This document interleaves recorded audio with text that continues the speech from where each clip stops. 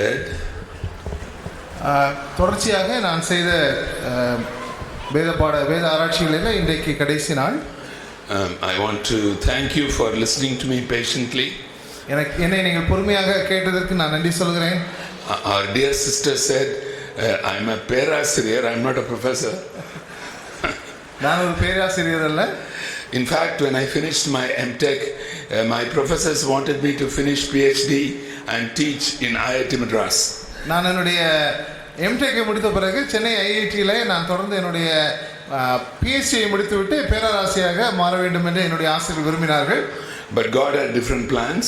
ஆண்டவருக்கு வேறு திட்டங்கள் இருந்தது. But now in the last part of my life, I seem to have become a professor. என்னுடைய வாழ்க்கையினுடைய இந்த கடைசி பகுதிகளிலே நான் பேராசிரியராக மாறிவிட்டேன் என்று தோன்றுகிறது. Now the song that I liked very much was Come People of the Risen King.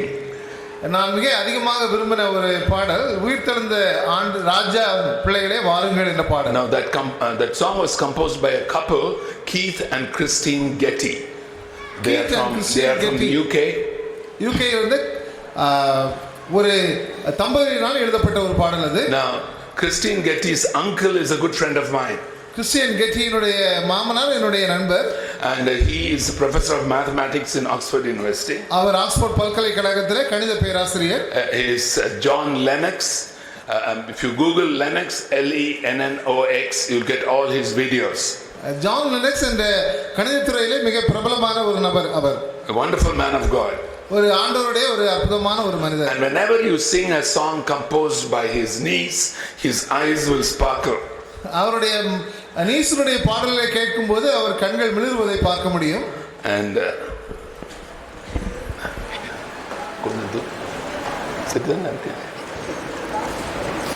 so I was very happy to see that his song is being sung in our conference. அவருடைய பாடலை இங்கே கேட்கும் பொழுது எனக்கு மிகுந்த சந்தோஷமா இருக்கிறது. Now I wanted to look at pledges A and C.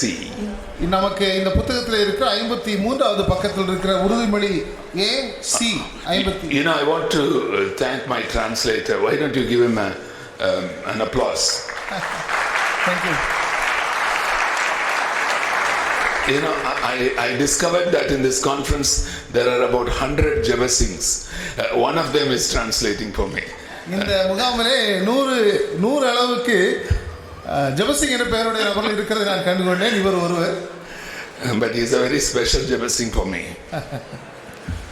He has translated the pledges into Tamil, so I will first read it in English and then he will read his translation. முதல்ல ஆங்கிலத்திலும் பிறகு தமிழிலும் இதை வாசிக்க கேட்போம். That this is the pledges start with the word that means we pledge that we will place the Lord's mission as our only priority and will continually integrate our lives with his mission, seeking his placements in this world as his people for his redemptive purposes, whatever they may be and wherever the Lord sends us to fulfill them. ஆண்டவருடைய ஊழியத்தை எங்கள் பிரதான பொறுப்பாக கொண்டு எங்கள் வாழ்க்கையை அதனோடு இணைத்துக் கொள்வோம். அவருடைய பிள்ளைகளாக இந்த உலகத்தின் மீட்பு பணியில் எந்த விதத்திலும் எந்த இடத்திலும் இதற்காக வாழ உறுதி கூறுகின்றோம். Pledge C, page 55. 55வது பக்கத்தில் இருக்கிற உறுதிமொழி C. That we as transformed students and graduates will continue to pursue the Lordship of Jesus Christ in universities as is called to study, seeking his mission in the disciplines that concerns us and in all the fields of legitimate work to which God would call us. மாற்றம் பெற்ற மாணவர்களாக பட்டதாரிகளாக பல்கலைக்கழகங்களில் இயேசு கிறிஸ்துவின் கர்த்தத்துவத்தின் அடிப்படையில் எங்கள் கல்வியை அவரின் அழைப்பாக ஏற்று அதனை தொடர்வோம். As God speaks to us today, I want you to link this study with the third and fourth aims of the UESI. இன்றைக்கு நாம் படிக்கிற வேத ஆராய்ச்சியை நீங்கள் நம்முடைய UESI-னுடைய 3வது 4வது நோக்கத்தோடு இணைத்து பார்க்கும்படி கேட்டுக்கொள்கிறேன். The third aim is to raise a testimony. சாட்சியை உருவாக்குவதுதான் நமது 3வது நோக்கம். It not only means that we testify about Jesus to our friends. இயேசு கிறிஸ்துவை நம் குறித்து நம்முடைய நண்பர்களுக்கு நாம் சாட்சி சொல்வது மாத்திரமல்ல, but we are going to raise a testimony that Jesus Christ is the foundation of all that we study. நாம் படிக்கிற எல்லா காரியத்திற்கும் இயேசு கிறிஸ்து தான் அடிப்படை என்ற சாட்சியை நாம் உருவாக்குகிறோம். And the fourth vision is the missionary vision. நான்காவது நமக்கு கொடுத்திருக்கிற நோக்கம் ஊழியத்தை குறித்த ஒரு நோக்கம். And the mission of God, is it only full-time Christian work? ஆண்டவருடைய ஊழியம் என்று சொல்வது முழு நேர அழைப்பு மாத்திரமா? And that is what we are going to look at. அதை தான் இன்று நாம் பார்க்க போகிறோம். Now I want you first of all, you have heard me say, use the phrase big picture. பெரிய ஒரு படம் என்று சொல்லி நான் சொல்வதை நீங்கள் அடிக்கடி கேட்டிருக்கலாம். Now I am going to read a few verses, and of course brother Jeyachandran will read them for us. Genesis 1 verse 28. ஆதியாகமம் 1ஆம் அதிகாரம் 28ஆம் வசனத்தை நாம் பார்ப்போம். ஆதியாகமம் Genesis 1:28. பின்பு தேவன் அவர்களை நோக்கி, நீங்கள் பலுகி பெருகி பூமியை நிரப்பி அதை கீழ்ப்படுத்தி சமுத்திரத்தின் மச்சங்களையும் ஆகாயத்து பறவைகளையும் பூமியின் மேல் நடமாடுகிற சகல ஜீவ ஜந்துக்களையும் ஆண்டு கொள்ளுங்கள் என்று சொல்லி தேவன் அவர்களை ஆசீர்வதித்தார். You know, God is blessing Adam and Eve and asked them to rule over his creation. தேவன் ஆதாமும் ஏவாளையும் ஆசீர்வதித்து இந்த பூமியை நீங்கள் ஆண்டு கொள்ளுங்கள் என்று சொன்னார். You know, in our third song, I think I love that song which you sang in Tamil. நம்முடைய புத்தகத்தில் இருக்க மூன்றாவது தமிழ் பாடல், and ரெண்டாவது ஸ்டான்ஸாவுடைய கடைசி ரெண்டு லைன் வந்து ஒப்புவிப்போம் பெற்ற தலைமைத்துவத்தை, we will surrender to him the headship. That's a very wonderful way of saying. நாம் பெற்றுக்கொண்ட தலைமைத்துவத்தை ஒப்புவிப்போம் என்ற ஒரு பொருள். Because God has delegated his power to us. ஆண்டவர் அவருடைய தலைமைத்துவத்தை நமக்கு பகிர்ந்து கொடுக்கிறார். He wants us to rule. ஆண்டவர் நாம் ஆளுகை செய்ய வேண்டும் என்று விரும்புகிறார். Now turn to the last chapter of the Bible, Revelation 22. வெளிப்படுத்தல் 22ஆம் அதிகாரத்துக்கு திருப்பிக் கொள்ளுங்கள். And let's listen to verse 5. 5ஆம் வசனத்தை நாம் பார்ப்போம். வெளிப்படுத்தல் 22:5. அங்கே ராக்காலம் இராது, விளக்கும் சூரியனுடைய வெளிச்சமும் அவர்களுக்கு வேண்டுவதில்லை. தேவனாகிய கர்த்தரே அவர்கள் மேல் பிரகாசிப்பார், அவர்கள் சதா காலங்களிலும் அரசாழ்வார்கள். You see, the ruling idea is there in the first chapter of the Bible and in the last chapter of the Bible. இந்த அரசாழ்வார்கள் என்ற காரியம் ஆதியாகமம் 1ஆம் அதிகாரத்திலும் இருக்கிறது. We will rule over God's creation. ஆண்டவருடைய படைப்பை நாம் ஆளுவோம். I say this with a particular concern for us in the UESI. நம்முடைய யுஎஸ்ஏல இது ஒரு குறிப்பான ஒரு கரிசனை. God has given us the privilege of college and university education. ஆண்டவர் நமக்கு இப்படிப்பட்ட பல்கலைக்கழக கல்வியை குறித்து படிக்கிற மாணவர்களை குறித்த பொறுப்பை கொடுத்திருக்கிறார். And you younger people are the future leaders of our country. வாலிபர்களாகிய நீங்கள் தான் நம்முடைய நாட்டினுடைய வருங்காலம். And the people whom we teach will also be future leaders of our country. நாம் சொல்லிக் கொடுக்கிறவர்களும் நம்முடைய நாட்டினுடைய வருங்காலம். So we have a great responsibility. நமக்கு பெரிய பொறுப்பு உண்டு. And it's a great privilege as well. அது பெரிய ஒரு ஸ்லாக்கியமும் கூட. Now I want you to see this in the light of what the Bible has to tell us. இதை வேதத்தினுடைய வெளிச்சத்திலே நான் காண விரும்புகிறேன். Now do you know the name of the building in which President Pranab Mukherjee lives today in New Delhi? இன்னைக்கு new டெல்லியிலே நம்முடைய இந்திய பிரசிடென்ட் பிரணாப் முகர்ஜியுடைய இருக்கிற கட்டடத்தின் பெயர் உங்களுக்கு தெரியுமா?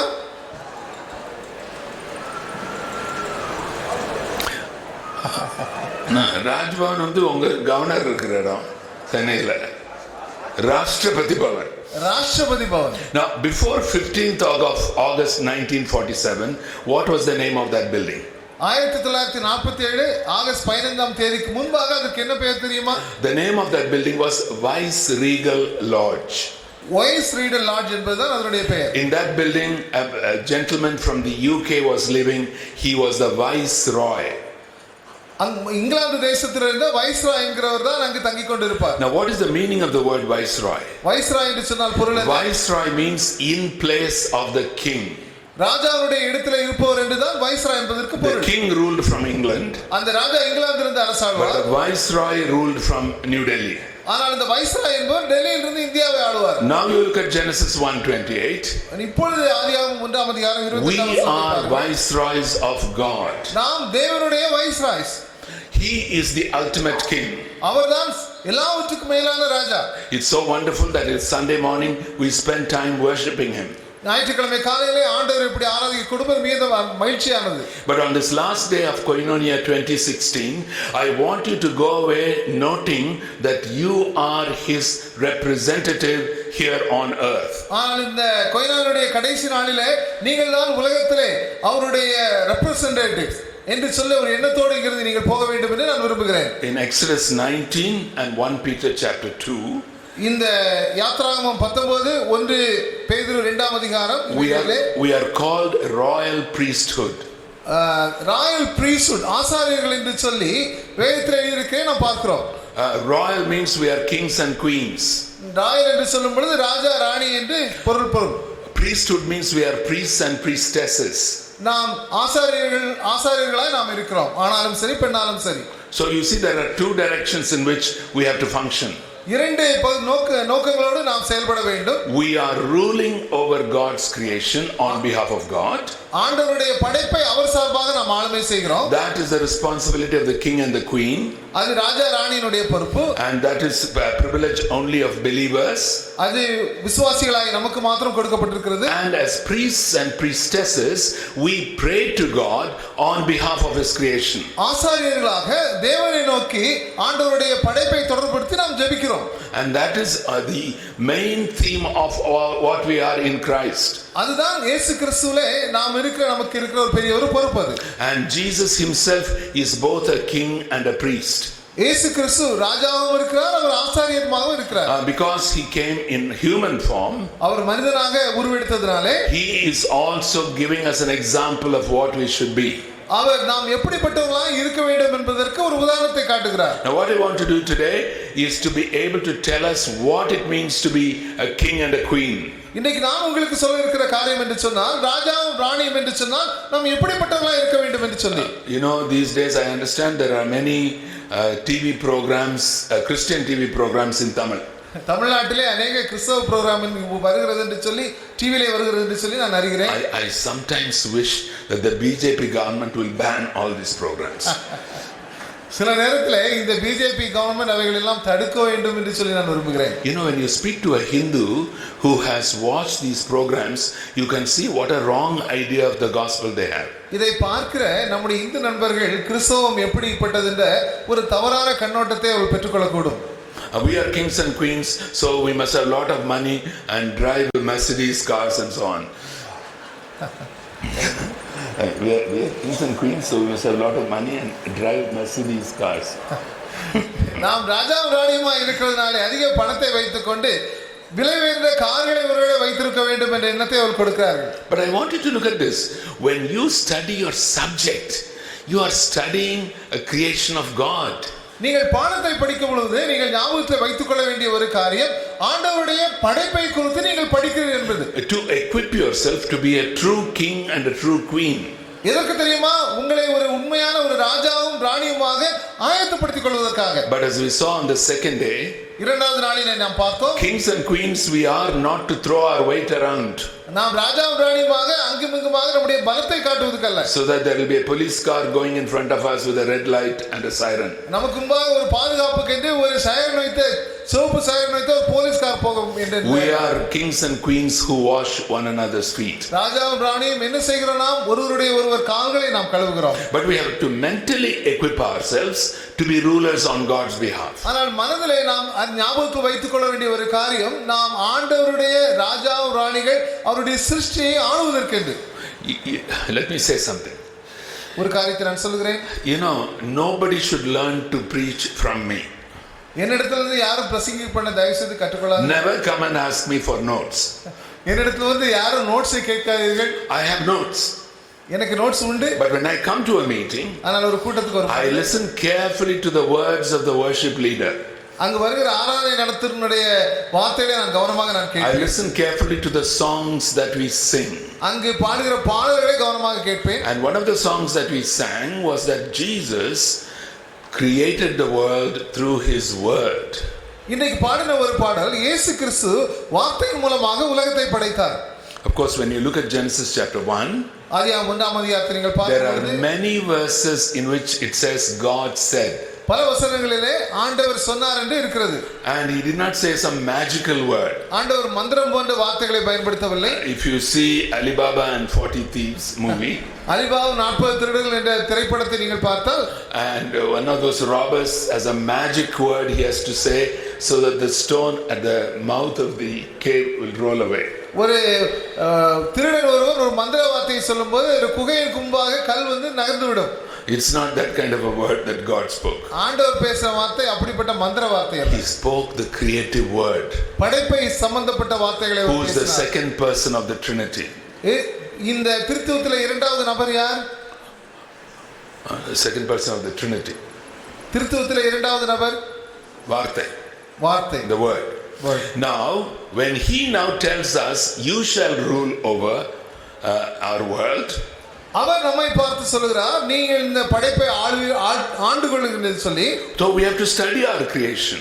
அப்படி என்று சொன்னால் அர்த்தம் என்ன? அவருடைய படைப்பை நாம் கற்றுக்கொள்ள வேண்டும். And those who are called to teach must teach creation.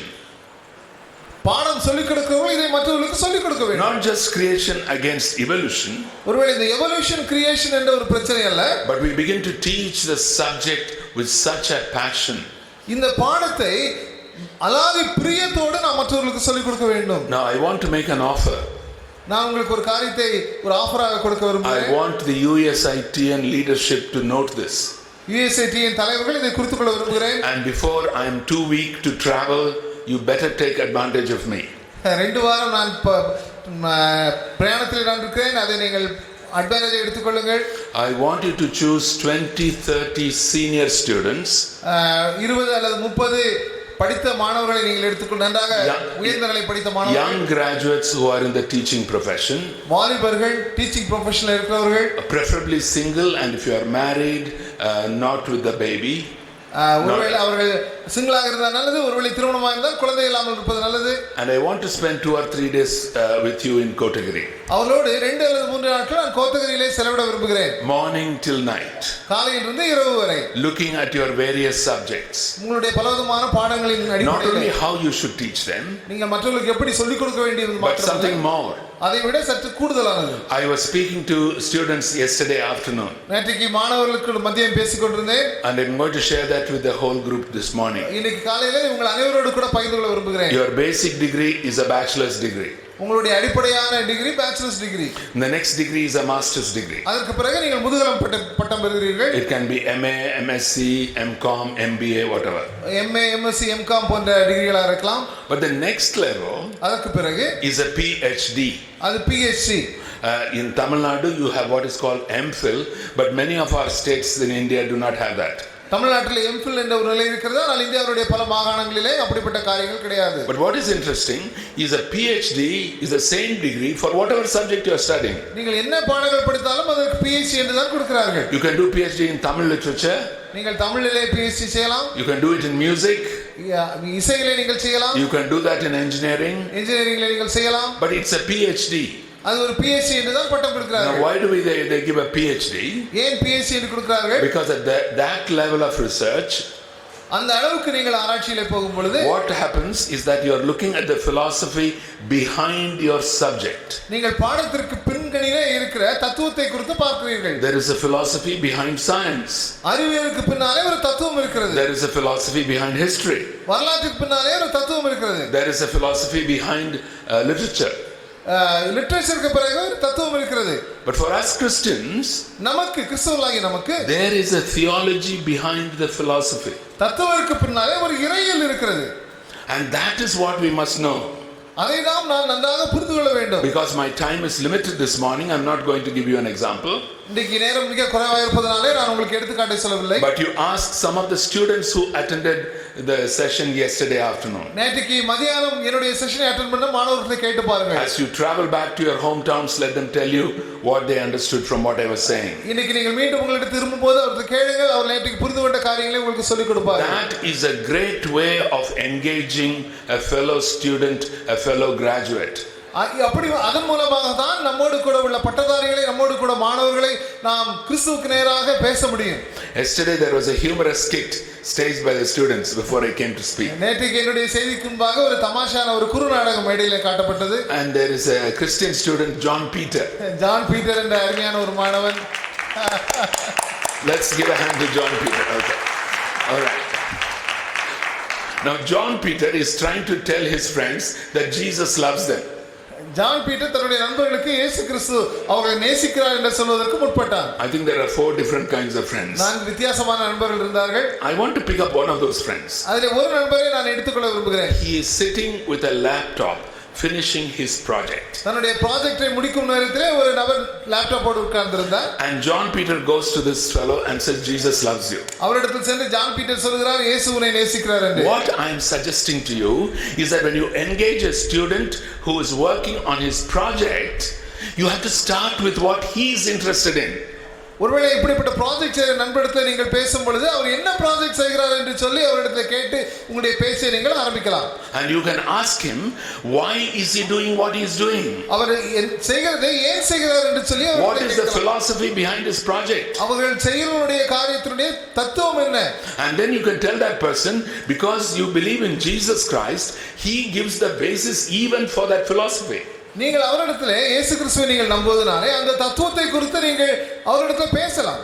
I hope you know that UESI is affiliated to the international organization called IFES. உங்களுக்கு தெரியும் UESI உலக அளவிலான அமைப்பாகி IFS ஓடு இணைந்திருக்கிறது. You know IFES has a theme of engaging the university. IFS உடைய theme பல்கலைக்கழகத்திலே படிக்கிற மாணவர்களோடு தொடர்பு கொள்வது. And that is what I want to help you with. நான் அதன் நிமித்தமாக தான் உங்களோடு உதவி செய்ய விரும்புகிறேன். I have shared this thought with brother Billy in Kotagiri and brother Jacob Verghese, who is our training department head. இதை நான் சவுன் பில்லியின் இடத்திலும் ட்ரைனிங் டிபார்ட்மென்ட்ல பொறுப்பா இருக்கிற சவுன் ஜேக்கப் இடத்திலும் பகிர்ந்து கொண்டிருக்கிறேன். And I want our thinking students, senior students, preferably masters and PhD students and young graduates who are teaching to begin to think biblically through their subject. நம்முடைய இளம் நன்றாக படித்த பட்டதாரிகளும் இளம் பேராசிரியர்களும் வேதத்தின் அடிப்படையிலே இப்படி யோசிக்க வேண்டும் என்று நான் விரும்புகிறேன். Otherwise we can go on singing, we can rule over the earth without thinking through our responsibility. அது அப்படி இல்லாம இருக்கும் பொழுது வெறும் பாட்டு மாத்திரம் தான் பாடிக்கொள்வோம், ஆனால் யோசிக்கவே மாட்டோம். And when you begin to think like that, நாம் அப்படி யோசிக்க ஆரம்பிக்கும் பொழுது you will be able to engage your fellow students in a much better way. இப்படி நாம் யோசிக்க ஆரம்பிக்கும் பொழுது நம்மோடு கூட படிக்கிற மாணவர்களை இன்னும் சற்று அதிகமாக நாம் அவர்களை கையாள முடியும். And ultimately get them to know Jesus Christ. முடிவிலே அவர்களை இயேசு கிறிஸ்துவுக்கு நேராக வழிநடத்த முடியும். I know that one of our problems is the word world. இன்னைக்கு நமக்கு ஒரு பிரச்சனை என்னவென்று நினைக்கிறேன் என்று சொன்னால் உலகம். You know, whenever we read that word in the Bible, வேதத்திலே உலகம் என்ற வார்த்தையை நாம் வாசிக்கும் பொழுது we always give it the same meaning, always a negative meaning. எப்பொழுதுமே ஒரு எதிர்மறையான ஒரு அர்த்தத்தை தான் நாம் கொடுக்கிறோம். I want to quickly give you 3 places in the New Testament where that word occurs. உலகம் என்ற வார்த்தை புதிய ஏற்பாட்டில் இருக்கிற 3 இடத்தை உங்களுக்கு காட்ட விரும்புகிறேன். And how there are 3 different meanings to the same word. 3 வித்தியாசமான அர்த்தங்கள் அந்த ஒரே வார்த்தைக்கு 3 இடத்தில் இருக்கிறதை நான் காட்ட விரும்புகிறேன். John 3:16, God so loved the world. யோவான் 3ஆம் அதிகாரம் 16ஆம் வசனம். God so loved the world. தேவன் உலகை இவ்வளவாக நேசித்தார். And that is the word of people. அது மனிதர்கள் சம்பந்தப்பட்டது. Because he says whoever believes in him should not perish but have eternal life. யாரெல்லாம் விசுவாசிக்கிறார்களோ அவர் கெட்டு போகாதபடிக்கு நித்திய ஜீவனை என்று அடையும்படிக்கு என்று சொல்லி இருக்கிறது. So in that verse the word world is used for the word of people. அந்த இடத்திலே உலகம் என்ற வார்த்தை மனிதர்களை காட்டி கொடுக்கிறது. But you look at Matthew 5 verse 14. மத்தேயு 5ஆம் அதிகாரம் 14ஆம் வசனத்தை நீங்கள் பாருங்க. You are the light of the world, Jesus is telling his disciples. இயேசு கிறிஸ்து சொல்கிறார் நீங்கள் உலகத்துக்கு வெளிச்சமாய் இருக்கிறீர்கள் என்று. And that is the world of creation. அவருடைய படைப்பு சம்பந்தப்பட்ட இடம். And it's a good creation. அது ஒரு நல்ல ஒரு படைப்பு. When God created the world, he saw that it was very good. ஆண்டவர் உலகத்தை படைத்த பொழுது அவர் எல்லாவற்றையும் பார்த்து சொன்னார் மிக நன்றாக இருக்கிறது என்று சொன்னார். And we graduates and students have the privilege of working in God's creation. நமக்கு பட்டதாரிகளும் மாணவர்களுமாகிய நமக்கு ஆண்டவர் படைத்த படைப்பிலே வேலை செய்ய ஒரு பெரிய ஒரு சாக்கியத்தை ஆண்டவர் கொடுத்திருக்கிறார். Now I'll give you a verse where that same word is used with a negative connotation. அது எதிர்மறையான ஒரு அர்த்தத்தை கொடுக்கிற உலகம் என்ற பதம் பயன்படுத்த ஒரு இடத்தை நான் சொல்ல விரும்புகிறேன். 1 John chapter 2 verse 15. 1 யோவான் 2:15. Do not love the world or the things in the world. உலகத்தையும் உலகத்தில் நீங்கள் நேசியாதிருங்கள். And there John is using that word not for the created world, படைக்கப்பட்ட உலகத்தை குறித்து யோவான் அங்கு பேசவில்லை. not for the world of people, உலகத்தில் உள்ள ஜனங்களை குறித்து பேசவில்லை. but for the world system of values over which Satan presides. சாத்தான் அதிகாரம் வைத்துள்ள உலகத்தின் மதிப்பீடுகளை குறித்து யோவான் அங்கு எழுதுகிறார். That is what we reject. அதை நாம் தள்ளிவிட வேண்டும். But we affirm God's created world. ஆண்டவர் படைத்த உலகத்தை நாம் ஏற்றுக்கொள்கிறோம். Please get this straight in your mind. இது உங்கள் மனதிலே இதை தெளிவுபடுத்திக் கொள்ளுங்கள். We Christians are mentally lazy when we read the Bible. வேதத்தை வாசிக்கும் பொழுது நாம் மூளை அளவிலே சோம்பேறியாகி விடுகிறோம். We are half sleepy. பாதி தூக்கம். And we are asking the Holy Spirit, just tell me something for today. பரிசுத்த ஆவியானவரே இன்றைக்கு ஏதாவது கொஞ்சம் சொல்லிக் கொடுங்கன்னு கேட்கிறோம். But when you are studying a subject, you are concentrating. ஆனால் உங்கள் பாடத்தை படிக்கும்போது ரொம்ப கான்சன்ட்ரேட் பண்றீங்க.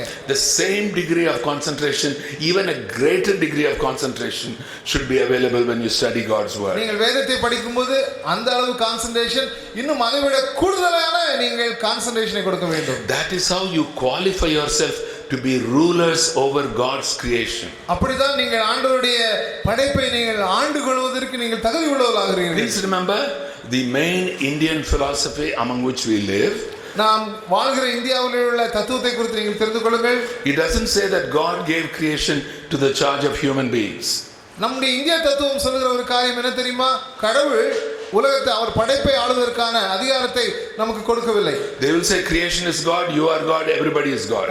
ஆண்டவருடைய படைப்பும் கடவுள், நீயும் கடவுள், எல்லாரும் கடவுள் என்று சொல்வார்கள். தூணிலும் இருப்பான், துரும்பிலும் இருப்பான். Yes. So that is the philosophy. அதுதான் இந்திய தத்துவம். In that philosophy you will never be able to rule over creation. அந்த தத்துவத்தின் அடிப்படையில் நீங்கள் உலகத்தை ஆள முடியாது. You will worship nature. நீங்கள் இயற்கையை நீங்கள் வணங்கிக் கொண்டிருப்பீர்கள். You will not work over nature. உலக இயற்கையின் மேலே நீங்கள் பணி செய்ய முடியாது. Do you know why the Bible begins with creation? ஏன் வேதம் படைப்பை வைத்து ஆரம்பிக்கிறது தெரியுமா? Because God is bringing his people out of Egypt. தேவன் எகிப்து தேசத்தினுடைய இருந்து தன்னுடைய ஜனங்களை வெளியே கொண்டு They வருகிறார். have been there for 400 years. அங்கு 400 வருடங்களாக இருந்தார்கள். An Egyptian belief was that nature was divine. அந்த எகிப்தியர்கள் கொண்ட நம்பிக்கை இயற்கை தெய்வத்தன்மை வாய்ந்தது என்று சொல்லி. And Pharaoh, king of Egypt, was the highest expression of the divine. அங்க இருந்த ஆளுகை செய்த பார்வோன் தான் தேவனுடைய ஒரு பெரிய ஒரு ஃபார்முலா அங்க இருக்கிறார் என்று சொல்லினார்கள். Today the country in which there is a similar belief is Japan. ஜப்பானில் இப்படிப்பட்ட ஒரு நம்பிக்கை உண்டு. The emperor of Japan is the sun god. அந்த நாட்டினுடைய எம்பரர் தான் சன் காட் என்று சொல்கிறார்கள். And they also believe that nature is divine. அவர்களும் இயற்கை கடவுள் தன்மை வாய்ந்தது என்று நம்புகிறார்கள். What God is telling us in Genesis 1, you do not worship nature, you rule over nature. ஆனால் ஆதியாகமம் 1ஆம் அதிகாரத்தில் ஆண்டவர் சொல்கிறார், நீங்கள் இயற்கையை வணங்காதிருங்கள், ஆனால் இயற்கையை ஆண்டு கொள்ளுங்கள் என்று சொல்கிறார். In Assam there is a river called the Brahmaputra. அஸ்ஸாமிலே Brahmaputra என்ற ஒரு ஆறு இருக்கிறது. That is the only river with a masculine name. ஆண் பெயருள்ள ஒரு ஆறு அது. And the meaning of that name, son of Brahma, and Brahma is the god of creation. அந்த பிரம்மபுத்திரா என்ற அர்த்தம் என்று சொன்னால் பிரம்மா என்பவருடைய மகன் பிரம்மா தான் இந்த உலகத்தை படைத்தார் என்று அவர் நம்புகிறார்கள். When engineers were building a bridge across that river, பொறியாளர்கள் அந்த ஆற்றின் நடுவே ஒரு பாலத்தை கட்டின பொழுது villagers from both sides came to see this miracle. அந்த அற்புதத்தை இந்த ஆற்றினுடைய இரண்டு கரையிலும் இருந்த கிராமத்து ஜனங்கள் வந்து பார்க்க வந்தார்கள். How can human beings build across the son of the god of creation? எப்படி ஜனங்கள் இந்த உலகத்தை படைத்த கடவுள் போகிற ஆற்றுக்கு நடுவே ஒரு ரோட்டை கட்ட முடியும் என்று சொல்லி. We don't even think like that. நாம் அப்படி யோசிக்கிறது இல்லை. But let us now think according to the Bible. இன்னைக்கு வேதத்தின் அடிப்படையில் நாம் யோசிக்க ஆரம்பிப்போம். God is telling his people, you work on creation and you worship me. ஆண்டவர் சொல்கிறார், என்னை படைப்பை நீங்கள் ஆண்டு கொள்ளுங்கள், ஆனால் என்னை வணங்குங்கள். Don't confuse the creation with the creator. தேவனுடைய படைப்பையும் படைத்தவரையும் நாம் குழப்பிக் கொள்ளக்கூடாது. Creator stands outside creation. இந்த படைத்தவர் படைப்பிலிருந்து வெளியே காணப்படுகிறார். And he delegates his power to create to us. நமக்கு இந்த படைக்கிற ஒரு தன்மையை அவர் பகிர்ந்து எடுத்து கொடுத்திருக்கிறார். He is creator with a capital C. அவர் நம் படைத்தவர், அவருக்கு ஆரம்ப வார்த்தை C capital. We are creators with a small c. நாம் கிரியேட்டர்ஸ் இந்த சின்ன c. And we are doing creation, all creativity. Even the skit yesterday was a great creative piece. ஆனால் ஆண்டவர் பண்ணுகிற அந்த சிருஷ்டிப்பின் தன்மையை போலவே நம்முடைய சிருஷ்டிப்பின் அங்கங்களையே நாம் வெளியே காட்டுகிறோம். Even yesterday's skit was a creative base. அதனுடைய ஒரு வெளிப்பாடு தான் நேற்றைக்கு போட்ட அந்த குறுநாடகம். You see, that's exactly what we must know. அதை தான் நாம் சரியாக புரிந்து கொள்ள வேண்டும். And the creative gift that God has given to us, we need to use it for His glory and to study His word. ஆண்டவர் நமக்கு கொடுத்திருக்கிற இந்த சிருஷ்டிப்பின் தன்மையை இந்த உலகத்தில் அவருடைய நாமத்தின் மகிமைக்காக நாம் பயன்படுத்த வேண்டும். And that is what we must begin to learn. அதை தான் நாம் கற்றுக்கொள்ள வேண்டும். Now let me tell you something from my experience. என்னுடைய அனுபவத்திலிருந்து ஒரு காரியத்தை நான் சொல்கிறேன். When I was doing civil engineering, என்னுடைய சிவில் இன்ஜினியரிங் படிப்பின் பொழுது I was not very happy. எனக்கு ரொம்ப சந்தோஷம் கிடையாது. Christian doctors used to say Jesus is the great physician. கிறிஸ்தவ டாக்டர்கள் சொல்வார்கள் இயேசு கிறிஸ்து ஒரு பெரிய மருத்துவர். Christian teachers will say he is the master teacher. கிறிஸ்தவ போதக டீச்சர்ஸ் சொல்வார்கள் அவர் ஒரு பெரிய டீச்சர் என்று சொல்லி ஆசிரியர். But civil engineering is a very corrupt profession. Civil engineering மிக மோசமான ஒரு வேலை. When I was doing my BE in PSG Coimbatore, நான் என்னுடைய BE பட்டத்தை PSG கோயம்புத்தூர்ல படிக்கும் பொழுது at least some of the people who took civil engineering is only to make money. Civil engineering எடுத்த ஒரு காரணம் எப்படியாவது அதன் மூலமாக பணத்தை உண்டாக்கலாம் என்று சொல்லி. We used to say that even tailors knew which of the the power went off at a very important point. Okay. Satan has a way of disturbing us at the most important points. சாத்தான் மிக முக்கியமான நேரத்தில் அவனுக்கு எப்படி பிரச்சனை உண்டாக்க வேண்டும் என்று தெரியும். I was saying that my profession was a very corrupt profession. என்னுடைய தொழில் மிக மோசமான ஒரு தொழில் என்று நான் சொன்னேன். We used to say that even tailors knew which of their clients were civil engineers. அவருக்கு வருகிற துணி தைக்க வருகிறவர்கள் யார் சிவில் இன்ஜினியர் தெரியும் என்று இவன் டெய்லர்ஸுக்கு தெரியும் என்று சொல்வார்கள். Because they make our pockets extra large. அவர்களுடைய பையை சற்று பெரிதாக வைப்பார்கள். And so when I joined my government, அரசாங்கத்தில் நான் பணியிலே சேர்ந்த பொழுது I was very sad that I'm a civil engineer. நான் சிவில் இன்ஜினியர் என்று சொல்லி மிக வருத்தப்பட்டேன். Then I discovered something. அதற்கு பிறகு நான் ஒரு காரியத்தை கண்டுபிடித்தேன். I want you to turn to Genesis chapter 2. ஆதியாகமம் 2ஆம் அதிகாரத்துக்கு திருப்பிக் கொள்ளுங்கள். And you find that there are 4 rivers mentioned. அதிலே 4 ஆறுகளை குறித்து எழுதி இருக்கிறது. The names are given in verse 11. 11ஆம் வசனத்திலே இருந்து இருக்கிறது. But in verse 12, 12ஆம் வசனத்திலே 3 materials are mentioned. 3 பொருள்களை குறித்து சொல்லி இருக்கிறது. I don't know what it says in Tamil, but in English it is gold, pearls and a precious stone.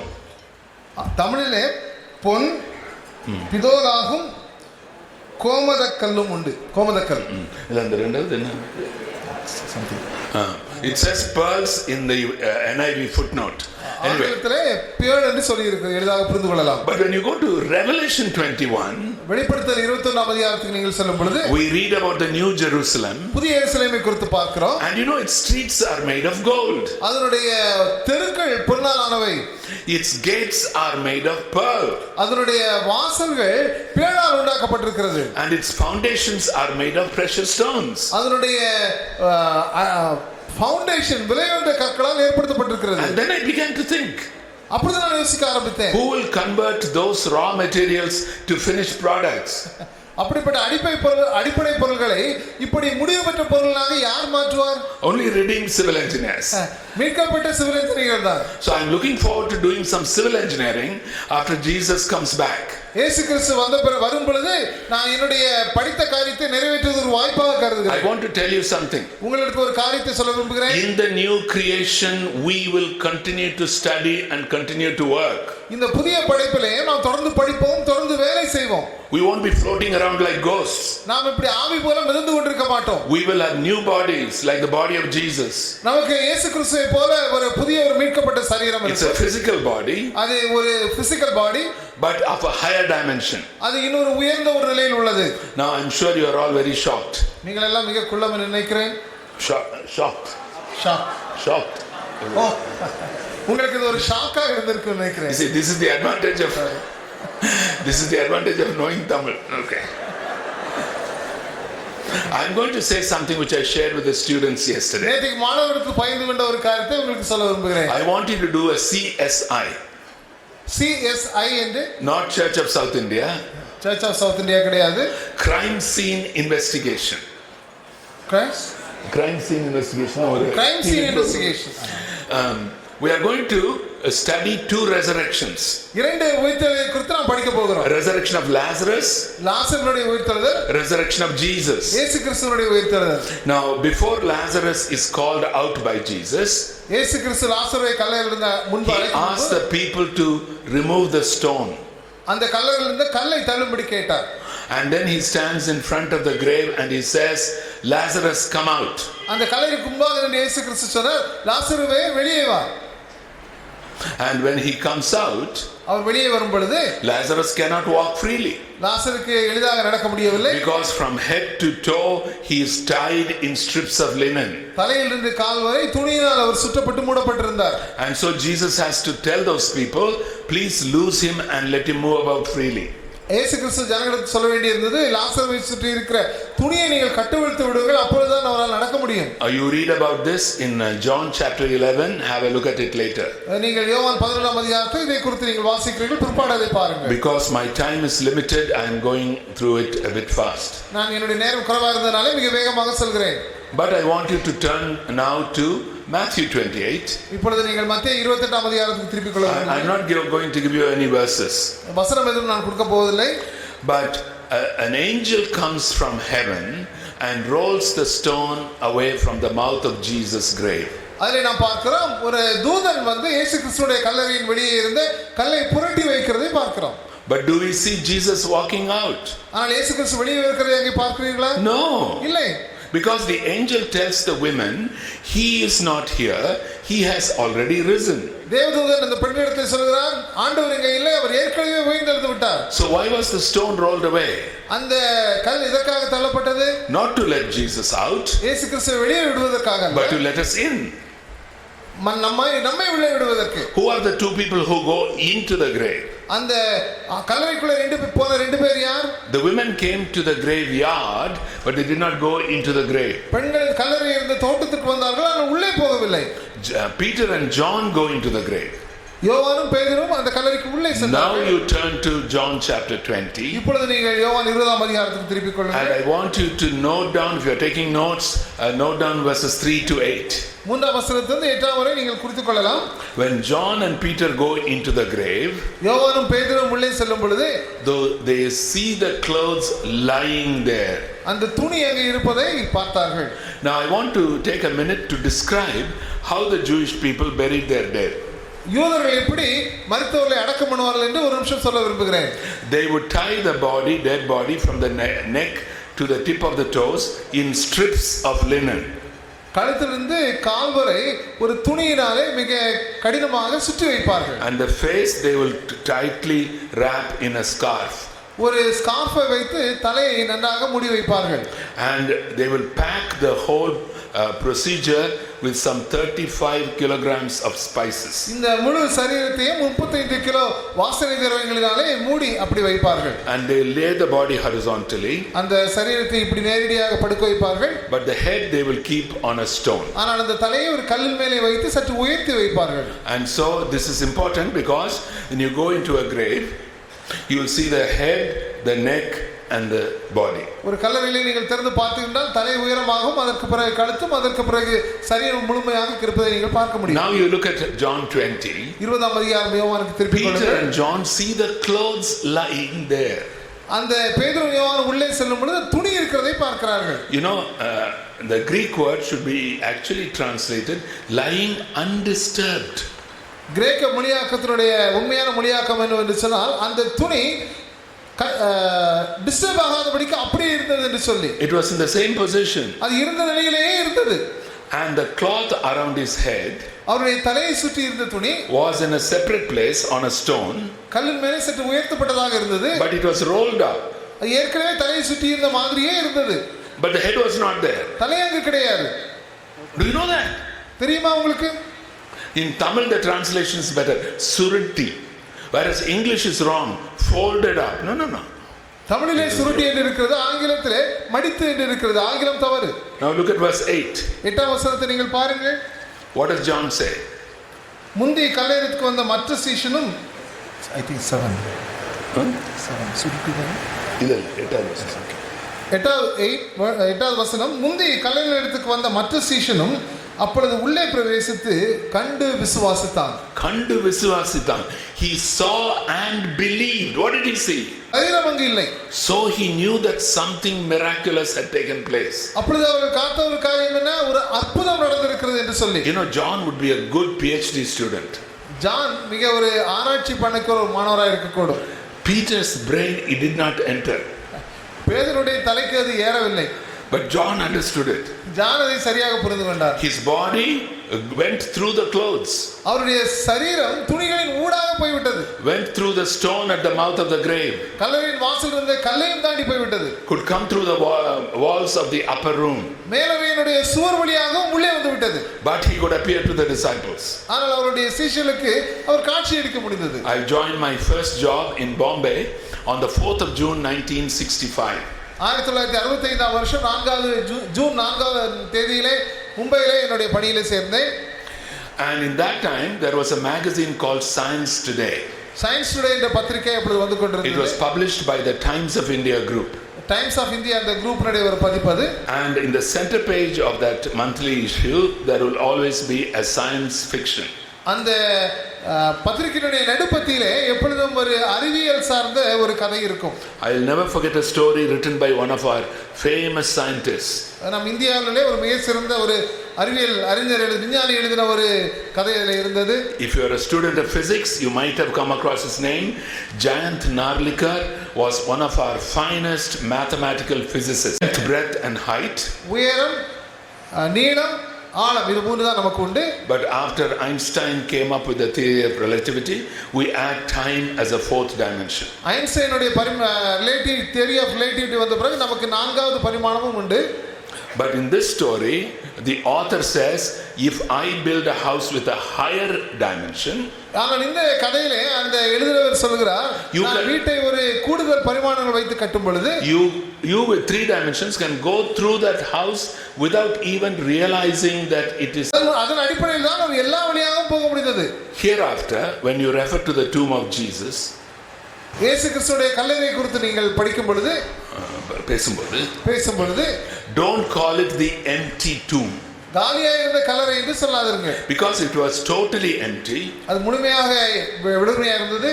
And even the clothes are not there. அங்க துணியும் கிடையாது.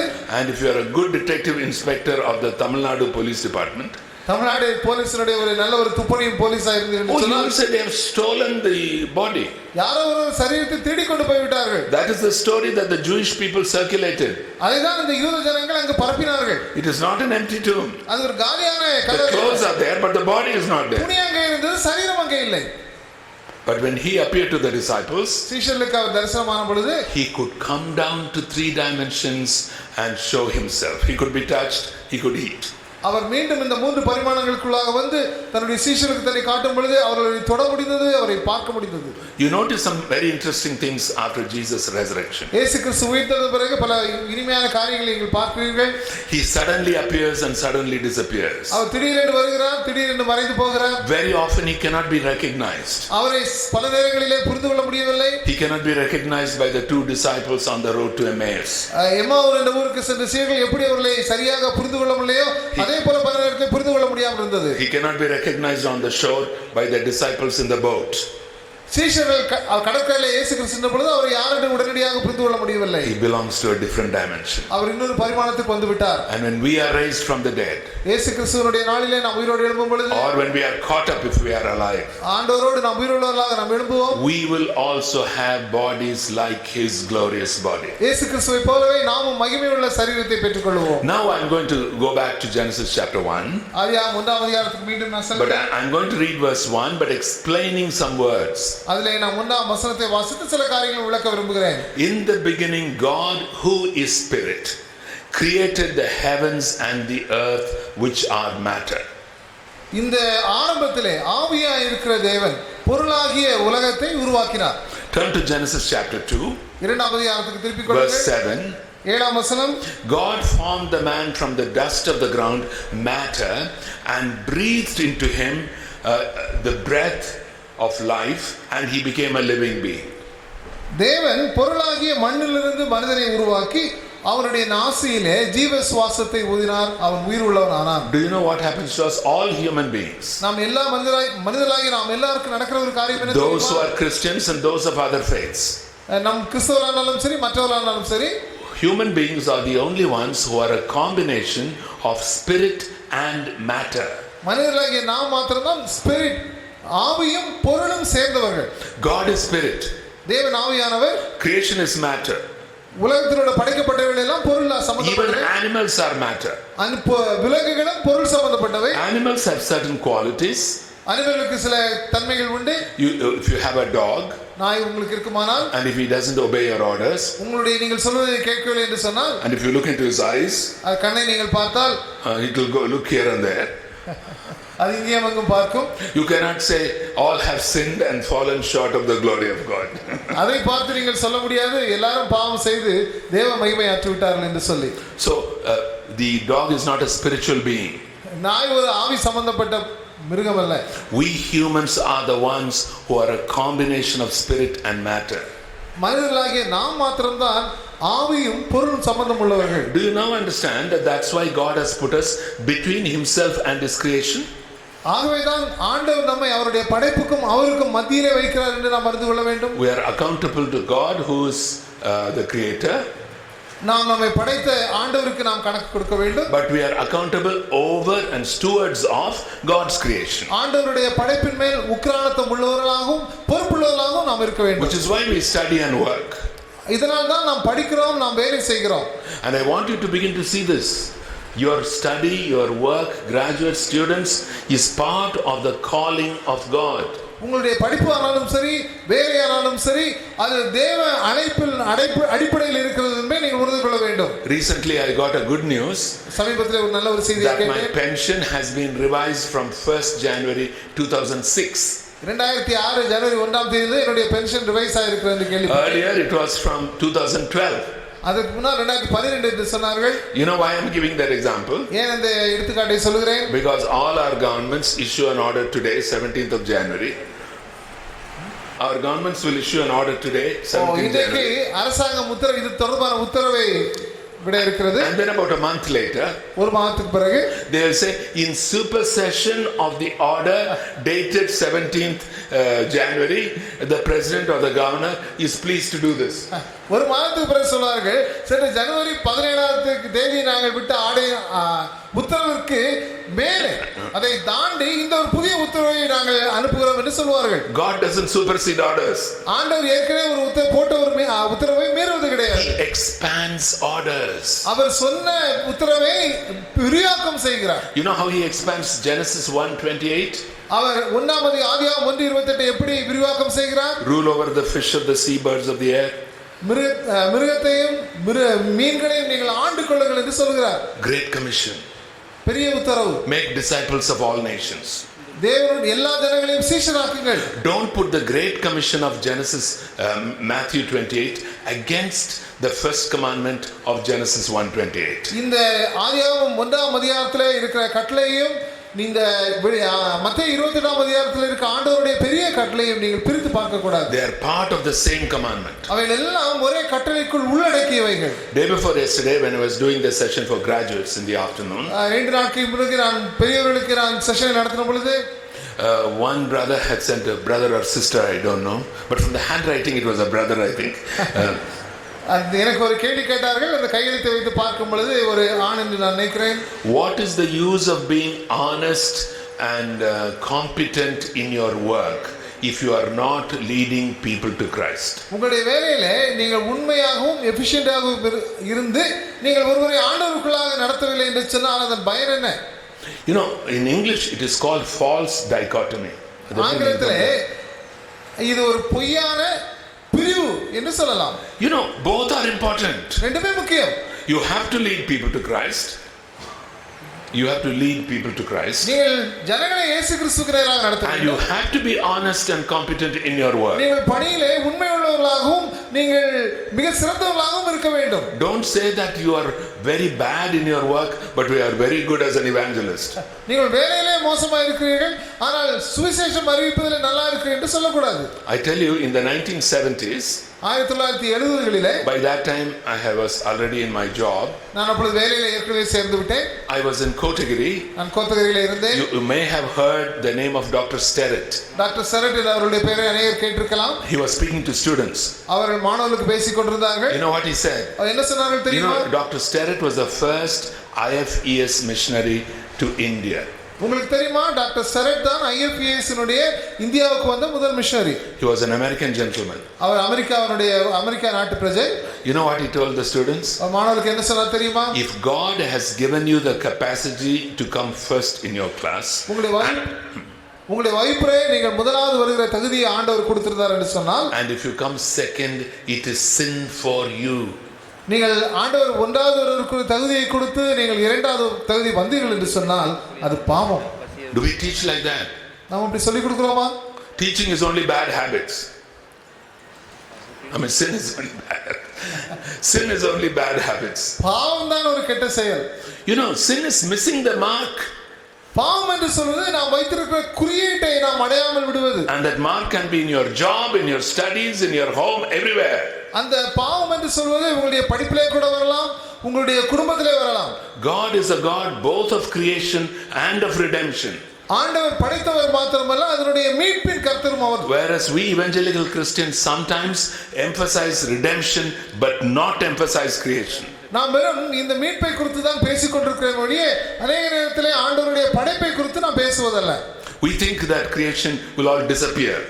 இந்த ஆண்டவர் படைத்த படைப்புகள் எல்லாம் ஒரு நாள் மறைந்து போய்விடும் என்று எண்ணிக்கொண்டிருக்கிறோம். Now let me come to a point I made earlier. நான் ஏற்கனவே சொன்ன காரியத்துக்கு வருகிறேன்.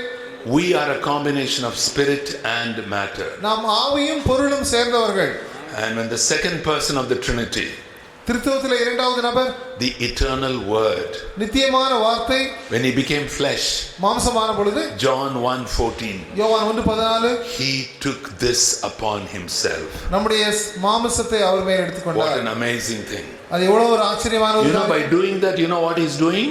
அப்படி செய்தனாலே அவர் என்ன செய்தார்? He is not only saving us, அவர் நம்மை ரட்சிப்பது மாத்திரமல்ல, he is putting a seal of approval on creation. அவர் படைப்பின் மேலே அவர் ஒரு அப்ரூவலை அவர் கொடுக்கிறார். You know, I read two passages. I asked brother to read two passages on the first day. முதலாவது நாளிலே நான் இரண்டு வசனங்களை நான் சகோதரருக்கு வாசித்தேன். When many of you were not there, உங்களிலிருந்து பலர் அன்று இல்லை. I want those passages to be read again. அந்த பகுதியை நான் மீண்டும் வாசிக்க விரும்புகிறேன். First of all, read Colossians 1 verses 19 and 20. கொலோசியர் 1ஆம் அதிகாரம் 19வது வசனம். These two verses tell you the scope of Christ's redemption. இது ஆண்டவருடைய மீட்பினுடைய விரிவாக்கத்தை சொல்லுகிறது. கொலோசியர் 1வது அதிகாரம் 19 20. USI students and graduates, USI மாணவர்களும் பட்டதாரிகளும், don't think Jesus died only for human beings. மனிதர்களுக்காக மாத்திரம் தான் ஆண்டவர் இறந்தார் என்று நீங்கள் எண்ணக்கூடாது. Of course, it is central to God's work on Christ's work on Calvary. ஆனால் இது ஆண்டவர் சிலுவையிலே செய்த ஒரு அவருடைய மரணத்திற்கு மத்தியமானது. Because we are the only creatures who are made in his image. ஆண்டவருடைய படைப்பிலே அவருடைய சாயலாய் இருப்பவர்கள் நாம் மாத்திரம்தான். But ஆனால் listen to these verses. இந்த வசனத்தை சற்று பாருங்கள். கொலோசியர் 1வது அதிகாரம் 19 20. Colossians 1:19 and 20. சகல பரிபூர்ணமும் அவருக்குள்ளே வாசமாயிருக்கவும் அவர் சிலுவையில் சிந்தின இரத்தத்தினாலே சமாதானத்தை உண்டாக்கி பூலோகத்தில் உள்ளவைகள் பரலோகத்தில் உள்ளவைகள் யாவையும் அவர் மூலமாய் தமக்கு ஒப்புரவாக்கி கொள்ளவும் அவருக்கு பிரியமாயிற்று. He is reconciling all things. அவர் எல்லாவற்றையும் தம்மோடு கூட ஒப்புரவாக்கி கொள்கிறார். Not just people. மனிதரை மாத்திரமல்ல. When we share Christ with people, we are trying to reconcile them to God. நாம் மனிதர்களோடு இயேசு கிறிஸ்துவை நாம் குறித்து சுவிசேஷத்தை சொல்லும் பொழுது அவர்களை தேவனோடு ஒப்புரவாக்க நாம் முயற்சி செய்கிறோம். But when we recycle waste, நாம் நம்முடைய வேஸ்ட்களை நாம் ரீசைக்கிள் பண்ண முயற்சி செய்யும் பொழுது, when we switch off lights and fans when we don't need them, நம்முடைய விளக்கையும் ஃபேனையும் தேவையில்லாமல் இருக்கும் பொழுது conserving energy. நாம் எனர்ஜியை நாம் சேவ் பண்ணுகிறோம். You know, there is an NGO called Greenpeace. Greenpeace என்ற ஒரு NGO உண்டு. They talk about environmental pollution and all that.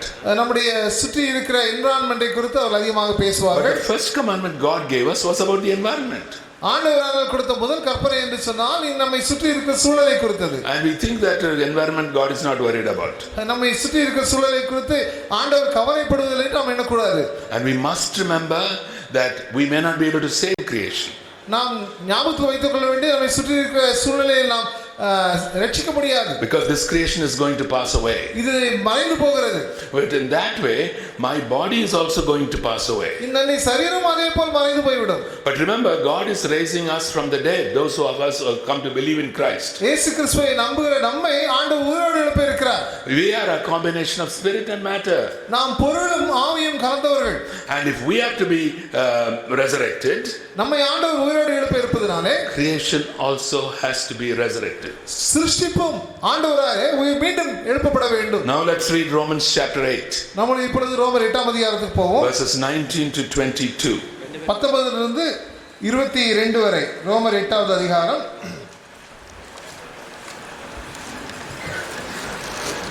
ரோமர் 8 19 இலிருந்து 22 வரை. ரோமர் 8 19 to 22. மேலும் தேவனுடைய புத்திரர் வெளிப்படுவதற்கு சிருஷ்டியானது மிகுந்த ஆவலோடு காத்து கொண்டிருக்கிறது. அதனென்றால் சிருஷ்டியானது அழிவுக்குரிய அடிமைத்தனத்திலிருந்து விடுதலையாக்கப்பட்டு தேவனுடைய பிள்ளைகளுக்குரிய மகிமையான சுவாதீனத்தை பெற்றுக்கொள்ளும் என்கிற நம்பிக்கையோடு அந்த சிருஷ்டியானது சுய இஷ்டத்தினால் அல்ல, கீழ்ப்படுத்தினவராலேயே மாயைக்கு கீழ்ப்பட்டிருக்கிறது. ஆகையால் நமக்கு தெரிந்திருக்கிறபடி இதுவரைக்கும் சர்வ சிருஷ்டியும் ஏகமாய் தவிர்த்து பிரசவ வேதனைப்படுகிறது. You know, what is Paul saying here? பாருங்க என்ன சொல்கிறார்? Paul is saying that even creation is groaning. இந்த ஆண்டவருடைய சிருஷ்டிப்பும் பிரசவ வேதனைப்படுகிறது என்கிறார். And the same Greek word for groaning is used in Genesis 3 when God speaks to the woman and says you will groan in childbirth. மூல பாஷையிலே இதே பிரசவ வேதனை என்கிற வார்த்தை தான் ஏவாளை ஆண்டவர் சபிக்கும் பொழுது அப்படி கஷ்டப்படுவார் என்று சொன்ன வார்த்தை அது. So whole creation is groaning too. ஆண்டவருடைய சகல சிருஷ்டிப்பும் பிரசவ வேதனை பட்டுக்கொண்டு தான் இருக்கிறது. And what is the creation waiting for? இந்த சிருஷ்டிப்பு எதற்காக காத்து கொண்டிருக்கிறது? It is waiting for our redemption. நம்முடைய ரட்சிப்புக்காக காத்து கொண்டிருக்கிறது. We are spiritually redeemed now. நாம் ஆவிக்குரிய முறையிலே இப்பொழுது மீட்கப்பட்டிருக்கிறோம். But we are physically still part of the new creation. நாம் இப்பொழுது சரீர பிரகாரமாக இருக்கிறோம். Part of the old creation, present creation. But when Jesus comes again, ஆண்டவர் மீண்டும் வரும் பொழுது we will be spiritually and physically part of the new creation. ஆவிக்குரிய முறையிலும் சரீர பிரகாரமாகவும் நாம் புதிய படைப்பின் ஒரு அங்கமாக இருப்போம். When Jesus rose from the dead, இயேசு கிறிஸ்து மரித்தோரிலிருந்து எழுந்த பொழுது he inaugurates the physical new creation. சரீர பிரகாரமான ஒரு புதிய சிருஷ்டித்தை அவர் ஆரம்பித்து வைத்தார். Jesus raised Lazarus from the dead. இயேசு கிறிஸ்து லாசருவை மரித்தோரிலிருந்து எழுப்பினார். Lazarus came back to this life. ஆனால் லாசரு மீண்டும் இதே வாழ்க்கைக்கு தான் வந்தார். He would have died again. மீண்டும் அவர் மரிக்க வேண்டியிருந்தது. All the miracles in the Bible and all the miracles since are reversible miracles. ஆனால் நாம் பார்க்கிற எல்லா அற்புதங்களும் மீண்டும் அவைகளை பழைய நிலைக்கு கொண்டு போகக்கூடும். The only miracle which is irreversible is the resurrection of Jesus. இயேசு கிறிஸ்துவின் உயிர்த்தெழுதல் மாத்திரம்தான் மீண்டும் பழைய நிலைக்கு போகாத ஒரு பெரிய ஒரு உயிர்த்தெழுதல். Which is why we are looking forward to the new creation. ஆகவே தான் நாம் புதிய சிருஷ்டிப்பை நாம் எதிர்பார்த்து கொண்டிருக்கிறோம். Now let's turn to Revelation 21.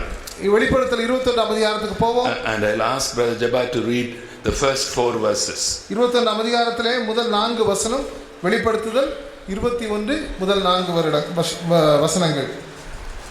பின்பு நான் புதிய வானத்தையும் புதிய பூமியையும் கண்டேன். முந்திய வானமும் முந்தின பூமியும் ஒளிந்து போயின, சமுத்திரமும் இல்லாமல் போயிற்று. யோவானாகிய நான் புதிய எருசலேமாகிய பரிசுத்த நகரத்தை தேவனிடத்திலிருந்து பரலோகத்தை விட்டு இறங்கி வர கண்டேன். அது தன் புருஷனுக்காக அலங்கரிக்கப்பட்ட மணவாட்டியைப் போல ஆயத்தமாக்கப்பட்டிருந்தது. மேலும் பரலோகத்திலிருந்து உண்டான ஒரு பெரும் சத்தத்தை கேட்டேன். அது, இதோ மனுஷர்களிடத்திலே தேவனுடைய வாசஸ்தலம் இருக்கிறது, அவர்களிடத்திலே அவர் வாசமாயிருப்பார், அவர்களும் அவருடைய ஜனமாயிருப்பார்கள். தேவன் தாமே அவர்களோடு கூட இருந்து அவர்களுடைய தேவனாயிருப்பார். அவர்களுடைய கண்ணீர் யாவையும் தேவன் துடைப்பார். இனி மரணமும் இல்லை, துக்கமும் இல்லை, அலறலும் இல்லை, வருத்தமும் இல்லை, முந்தினவைகள் ஒளிந்து போயின என்று விளம்பிற்று. Now I want you to follow this carefully. இது மிக கவனமாக நீங்கள் கேட்க வேண்டும். It's a glorious way in which John ends the Bible. மிக அற்புதமான முறையிலே வேதத்தை யோவான் முடிக்கிறார்.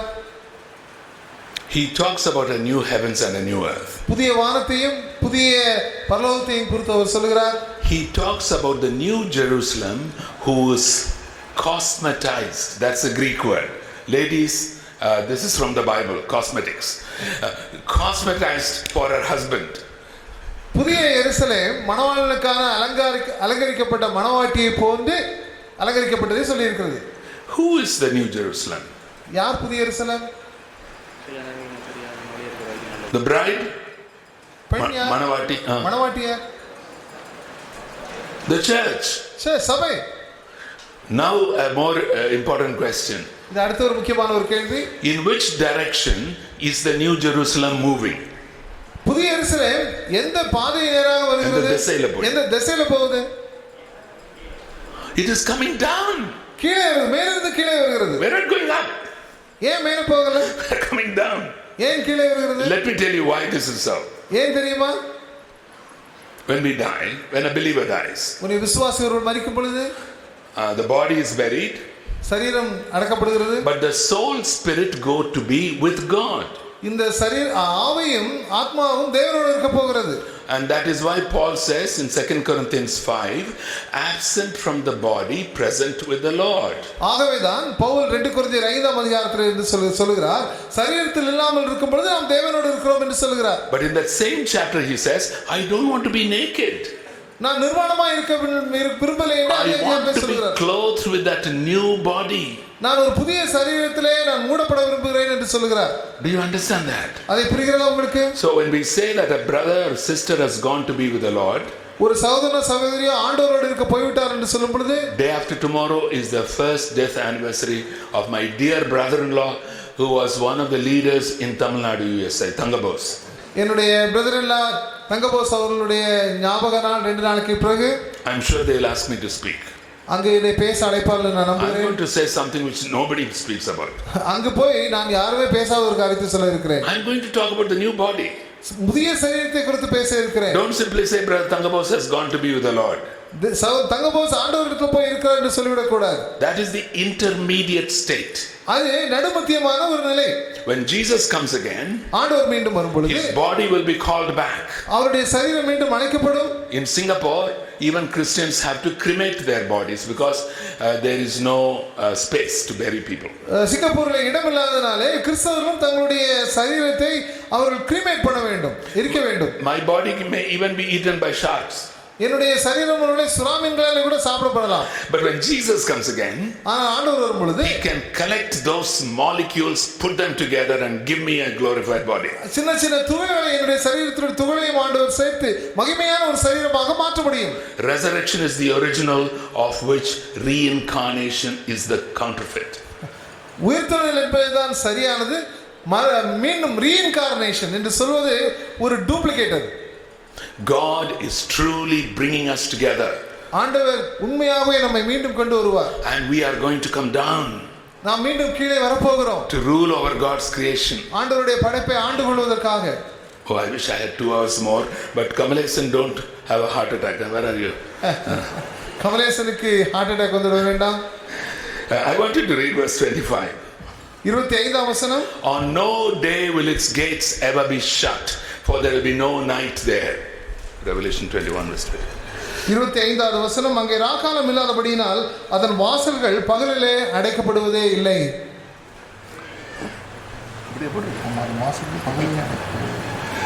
Okay. தமிழ் டிரான்ஸ்லேஷன்ல கொஞ்சம் குறைவு இருக்கு. It should be on no day will gates ever be shut. Okay. எப்பொழுதும் அதன் வாசல்கள் மூடப்படுவதில்லை. பகல்ல வாசல் நாள் what I want to say is on Sabbath day the gates were shut. Okay.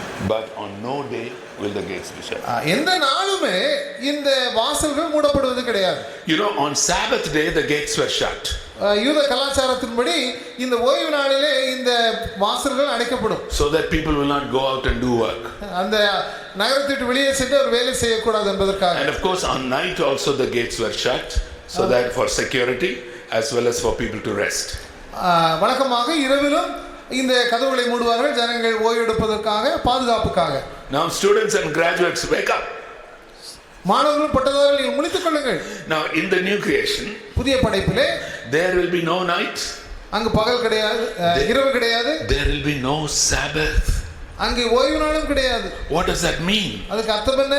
You will be continually studying and continually working. அங்கு தொடர்ந்து நீங்கள் படிப்பீர்கள், தொடர்ந்து நீங்கள் வேலை செய்து கொண்டிருப்பீர்கள். Brother Jabba and his dear wife will be doing some new electricity board work. And I will be doing some maintenance of gates of pearl and streets of gold. அங்க இருக்கிற பொன்னாலான தெருவிலே பேர் கேட்டிலே அண்ணன் வேலை செய்து கொண்டிருப்பேன்னு சொல்கிறார். You know, I want you to notice that our work here is of value to God. இங்க நாம் செய்கிற வேலை ஆண்டவருடைய கண்களே விலை உயர்ந்தது என்பதை நீங்கள் ஞாபகம் வைத்துக் கொள்ள வேண்டும். You know, in Tamil Nadu I used to hear a saying, only one life that will soon be passed, only what's done for Christ will last. தமிழகத்திலே கிறிஸ்தவ மக்கள் மத்தியில் அதிகமாக சொல்லுகிற ஒரு ஸ்லோகம், ஒரே ஒரு வாழ்க்கை, அது சீக்கிரம் கடந்து போகும், கிறிஸ்துவுக்காக செய்வது மாத்திரம் நிலைத்து நிற்கும். Now let me shake the foundations of that song. அந்த வார்த்தையினுடைய அடித்தளத்தை நான் அசைக்க விரும்புகிறேன். Turn to Colossians chapter 3. கொலோசியர் 1ஆம் அதிகாரத்துக்கு திருப்பி You would never have underlined this passage. இதை நீங்கள் எப்பொழுதும் அடிக்கோட்டிருக்க மாட்டீர்கள். Please read the whole Bible. முழு வேதத்தை வாசியுங்கள். From cover to cover. அட்டையிலிருந்து அட்டை வரை. In a Bible school, the teacher asked the students, do you believe the Bible from cover to cover? ஒரு வேதாம கல்லூரியிலே மாணவரை பார்த்து ஆசிரியர் கேட்டாராம், வேதாமத்தை அட்டை டு அட்டை நம்புகிறீர்களா என்று சொல்லி. All the hands went up. எல்லா கைகளும் உயர்ந்தது. Then he asked the question, அடுத்த ஒரு கேள்வி கேட்டார், have you read the Bible from cover to cover? ஒரு அட்டையிலிருந்து அடுத்த அட்டை வரை வாசித்தீர்களான்னு கேட்டார். All the hands came down. எல்லா கைகளும் கீழே வந்து விட்டது. Then he said, Christians are the only people who believe what they have not read.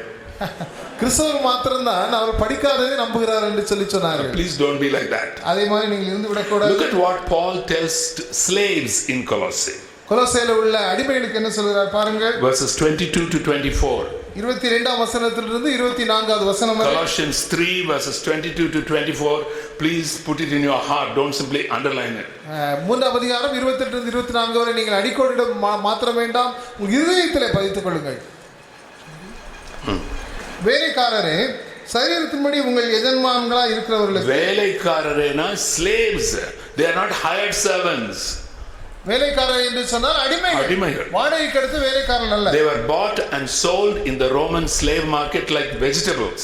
அவர்களை ஒரு ரோம மார்க்கெட்ல அவர்களை ஒரு வெஜிடபிள் போல அவர்கள் வாங்கி விற்கப்பட்டவர்கள். No salary, no leave, no pension, no retirement, nothing. அவர்களுக்கு எந்த விதமான பலன்களும் கிடையாது. When they became too weak, they will be thrown out so that dogs will eat their bodies. அவர்கள் வேலை செய்ய பயனற்று போகும் பொழுது அவர்களை வெளியே வீசி விடுவார்கள், நாய்கள் அவர்கள் உடம்புகளை சாப்பிட்டு விடும். Look at what Paul says, Christian slaves. அவர் பவுல் கிறிஸ்தவ அடிமைகளுக்கு என்ன சொல்கிறார் பாருங்கள்.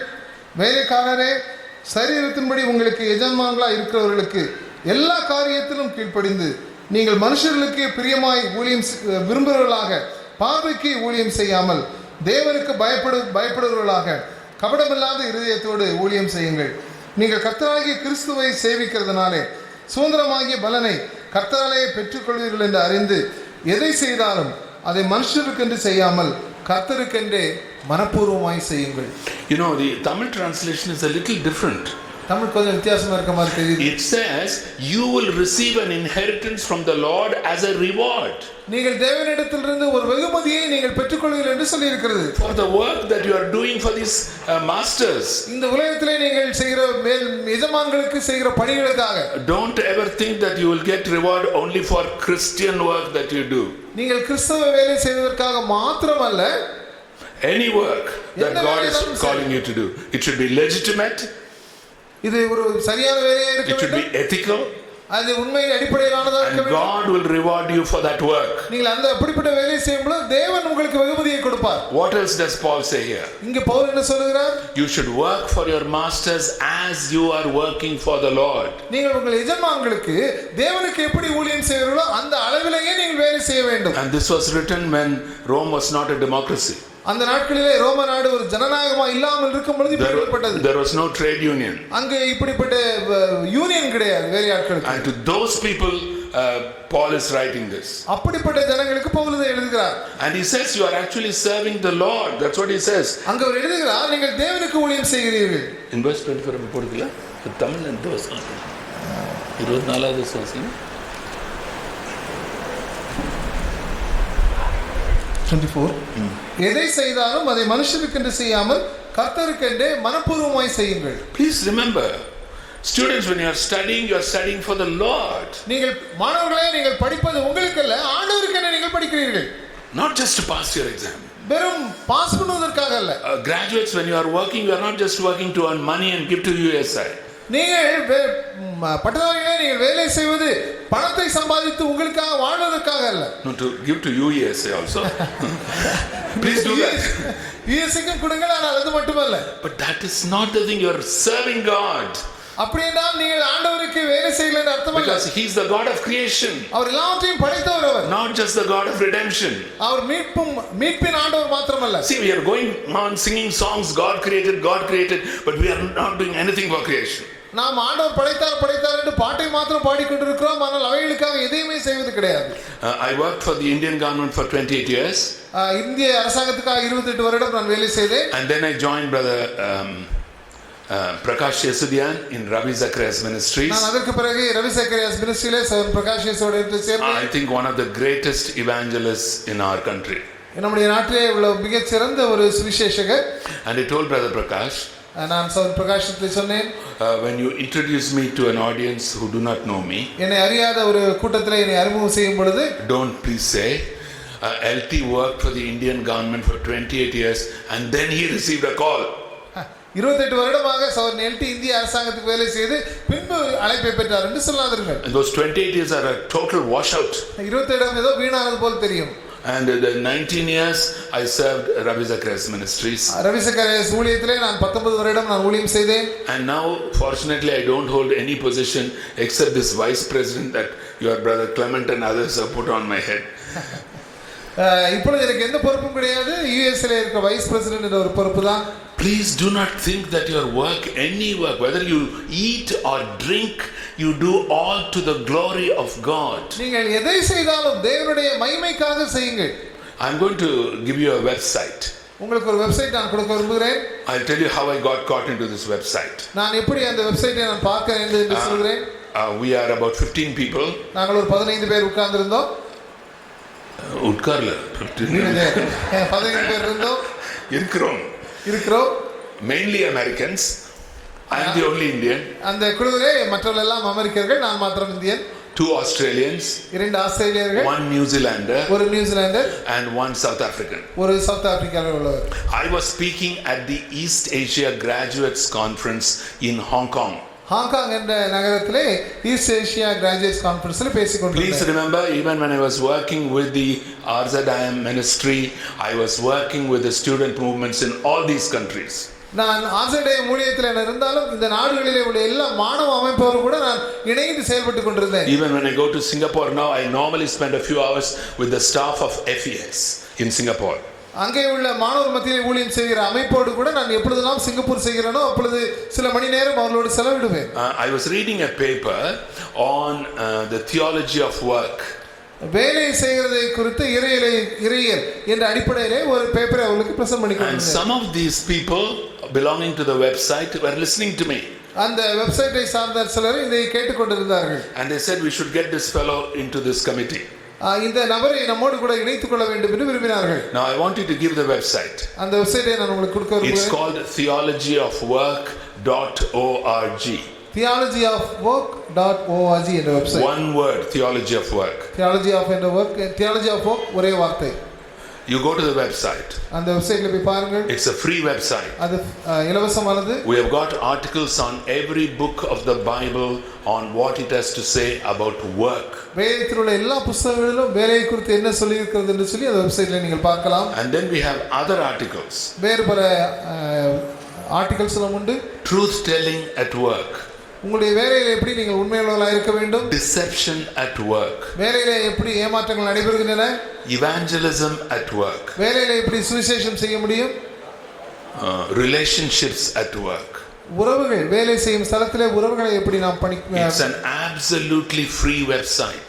அது மிக எல்லாருக்கும் சுலபமான அல்லது இலவசமான ஒரு website. I am honored to be part of that website. அதனுடைய அங்க அதில் ஒன்றில் நான் அங்கமாக இருக்கிறது ஒரு பெரிய பாக்கியமாக நான் கருதுகிறேன். You can download the Bible studies, use it for your EGF EU Bible studies. நீங்கள் அதிலிருந்து உங்கள் பைபிள் ஸ்டடீஸை நீங்கள் டவுன்லோட் பண்ணி உங்களுடைய EU EGF பைபிள் ஸ்டடிக்கு பயன்படுத்தலாம். You don't have to pay anybody anything. அங்கே யாருக்கும் எதுவும் நீங்கள் செலுத்த தேவையில்லை. And I want that every student and graduate of the UESI begins to get a glimpse of what is God's world all about. ஆண்டவருடைய உலகத்தை குறித்து நாம் ஒருவரும் சரியாக புரிந்து கொண்டு செயல்பட வேண்டும் என்பதை நான் எதிர்பார்க்கிறேன். Let me tell you something about my own experience. Where is Brother Kamalesan? Why do you disappear like this? I think the rapture has taken place and we are all left behind. Now, I just wanted to know whether I can take 15 minutes more because I started 15 minutes later. Is that okay? Any other leader here, organizer? Can I take, brother? Okay. I wanted to know one other thing. இன்னொரு காரியத்தை நீங்கள் அறிந்து கொள்ள வேண்டும் என்று விரும்புகிறேன். Go back to Revelation 21. பைபிள்ல முடியறாதீங்க. Revelation 21. It's only for places. It's nice to speak in Tamil. I wish I could teach in Tamil. I wanted to read verses 24, 26 and 27. வெளிப்படுத்தல் 21வது அதிகாரம் 24வது வசனம் 26வது வசனம் 27வது வசனம். வெளிப்படுத்தல் 21, 24, 26, 27. ரட்சிக்கப்படுகிற ஜனங்கள் அதன் வெளிச்சத்தில் நடப்பார்கள். பூமியின் ராஜாக்கள் தங்கள் மகிமையும் கனத்தையும் அதற்குள்ளே கொண்டு வருவார்கள். உலகத்தாருடைய மகிமையும் கனத்தையும் அதற்குள்ளே கொண்டு வருவார்கள். தீட்டுள்ளதும் அருவருப்பையும் பொய்யையும் நடப்பிக்கிறதுமாகிய ஒன்றும் அதில் பிரவேசிப்பதில்லை. ஆட்டுக்குட்டியானவரின் ஜீவ புஸ்தகத்தில் எழுதப்பட்டவர்கள் மாத்திரம் அதில் பிரவேசிப்பார்கள். Now yesterday during the time prayer concerns were being shared, நேற்றுக்கு ஜெப குறிப்புகளை குறித்து பகிர்ந்து கொள்கிற நேரத்திலே I don't remember the name of the brother, but he said how there are foreign students, Muslim students in our country. நம்முடைய நாட்டிலே இப்படிப்பட்ட வெளிநாட்டில் உள்ள முஸ்லிம் நண்பர்கள் பலர் நம்முடைய நாட்டிலே இருப்பதை குறித்து நேற்று பகிர்ந்து கொண்டார் சார் ஆசி Thiagarajan. And lot of students. Asir was okay. Now there is a couple in Pune now. இப்பொழுது பூனாவிலே ஒரு குடும்பத்தினர் இருக்கிறார்கள். Emmanuel and Mercy Benjamin. Emmanuel Mercy Benjamin என்பது அவருடைய பெயர். They started as UESI staff in Calcutta, then in Goa. அவர்கள் கல்கத்தாவிலே தங்களுடைய மாணவர் மத்தியிலே சில ஊழியத்தை ஆரம்பித்து தற்போது கோவாவில் இருக்கிறார்கள். They work among international Muslim students. அங்கே அவர்கள் இருக்கிற உலகத்தின் பல நாடுகளில் உள்ள முஸ்லிம் மாணவர்களோடு வேலை செய்கிறார்கள். A few months ago, சில மாதங்களுக்கு முன்பாக a Muslim Iraqi student came to Christ and was baptized in our church. எங்களுடைய சபையிலே ஈராக்கி நாட்டை சார்ந்த ஒரு முஸ்லிம் மாணவர் இயேசு கிறிஸ்துவுக்குள்ளாக வந்து ஞானஸ்நானம் பெற்றுக்கொண்டார். Some years ago, சில வருடங்களுக்கு முன்பாக, when we were still living in Singapore, நான் சிங்கப்பூர்ல இருக்கும் பொழுது, one of my visits I came to Pune. நான் ஒரு இந்தியாவுக்கு வரும்பொழுது நான் பூனாவுக்கு வந்தேன். Emmanuel and Mercy said, we have invited some students for a meal. You also come. நாங்கள் சில மாணவர்களை விருந்துக்கு அழைத்திருக்கிறோம், நீங்களும் வந்து சேர்ந்து கொள்ளுங்கள். There were 11 Muslim students, we were only 4 Christians. அங்கு 11 முஸ்லிம் மாணவர்களும் 4 கிறிஸ்தவ மாணவர்கள் மாத்திரம் இருந்தார்கள். It's a good proportion. அது ஒரு நல்ல ஒரு தொகுதி. In our evangelistic camps there are 99 believers and 1 outsider. நம்முடைய நற்செய்தி முகாம்களிலே 99 விசுவாசிகளும் ஒரு அவிசுவாசியும் தான் இருப்பார். And I feel sorry for that aviswasi because he has to get converted. Okay. Now out of the 11 students, 9 students were from Iran. அந்த 11 முஸ்லிம் ஆண்களிலே 9 பேர் Iran நாட்டை சார்ந்தவர்கள். One of them was a lady who was doing her PhD. அதிலே ஒரு பெண் PhD பண்ணுகிறவர்கள். And the other 2 were Afghan students. அதிலே மற்ற 2 பேரும் ஆப்கானில் உள்ளவர்கள். It was not a preachy meeting. அது இப்படிப்பட்ட ப்ரீச் பண்ணுகிற ஒரு இடம் அல்ல. Mercy made a nice biryani. Mercy அவர் பிரியாணி சுவையான பிரியாணியை செய்திருந்தார்கள். And we were having the meal. சாப்பிட்டு கொண்டிருந்தோம். Then one Iranian student spoke up. அதற்கு பிறகு ஒரு ஈரானிய மாணவர் பேச ஆரம்பித்தார். He said, my language is Farsi. என்னுடைய பாஷை Parsi. I belong to the Persian culture. நான் இந்த பெர்ஷியன் கலாச்சாரத்தை சார்ந்தவர். Even Queen Esther was from our culture. இந்த எஸ்தர் ராணி எங்களுடைய கலாச்சாரத்தை சார்ந்தவர்கள் தான். And because he knew we were Christians. அவர்கள் கிறிஸ்தவர்கள் இருக்கிறார் என்று அறிந்ததினாலே why should I worship Allah only in Arabic? அப்பொழுது அல்லாஹ்வை ஏன் வெறும் அரபிக்கிலே மாத்திரம்தான் நான் ஏன் வணங்க வேண்டும்? You know what I told him? நான் உங்களுக்கு சொன்ன காரியம் தெரியுமா? I thought I should say something. நான் ஏதாவது சொல்ல வேண்டும் என்று நினைத்தேன். Not preach. அவர்களுக்கு பிரசங்கம் அல்ல. That's what I have to unfortunately do here. அதுதான் நான் செய்ய வேண்டியிருக்கிறது. I would rather sit with 10 of you and talk. நான் இதை விட்டால் 10 பேரோட உட்கார்ந்து பேசதான் விரும்புகிறேன். I said you should realize that Islam culturally homogenizes you. It makes you of one culture. இஸ்லாம் என்ன செய்கிறது? உங்கள் அனைவரையும் ஒரே கலாச்சாரத்துக்குள்ளாக கொண்டு வந்து விடுகிறது. But not so Jesus Christ. இயேசு கிறிஸ்து அப்படி செய்வார் அல்ல. If you come to Jesus இயேசு கிறிஸ்துக்குள் நீங்கள் வரும்போது and put your faith in him, அவருக்குள்ளே உங்கள் விசுவாசத்தை போடுங்கள். You can bring your culture with you. நீங்கள் உங்களுடைய கலாச்சாரத்தையும் கூட You can bring your language with you. உங்களுடைய பாஷையை கூட and you can worship him in any way you want. நீங்கள் அவரை எங்கெல்லாம் விரும்புகிறீர்களோ அங்கெல்லாம் அவரை வணங்கலாம். That's what it says here. அதுதான் இங்கே சொல்லி இருக்கிறது. The honor and glory and culture of the nations will be brought to the New Jerusalem. எல்லா காரியங்களும் அவருடைய கலாச்சாரம் கூட புதிய எருசலேமுக்குள்ளாக கொண்டு வரப்படும். What do the RSS people tell us? Unfortunately, இந்தியாவிலே உள்ள RSS ஜனங்கள் என்ன சொல்கிறார்கள்? Partly because we have not shared the gospel correctly with them. ஏன் தெரியுமா? அவர்கள் சொல்கிற காரணம் அவர்களிடத்திலே சரியான முறையிலே நாம் சுவிசேஷத்தை பகிர்ந்து கொள்ளவில்லை.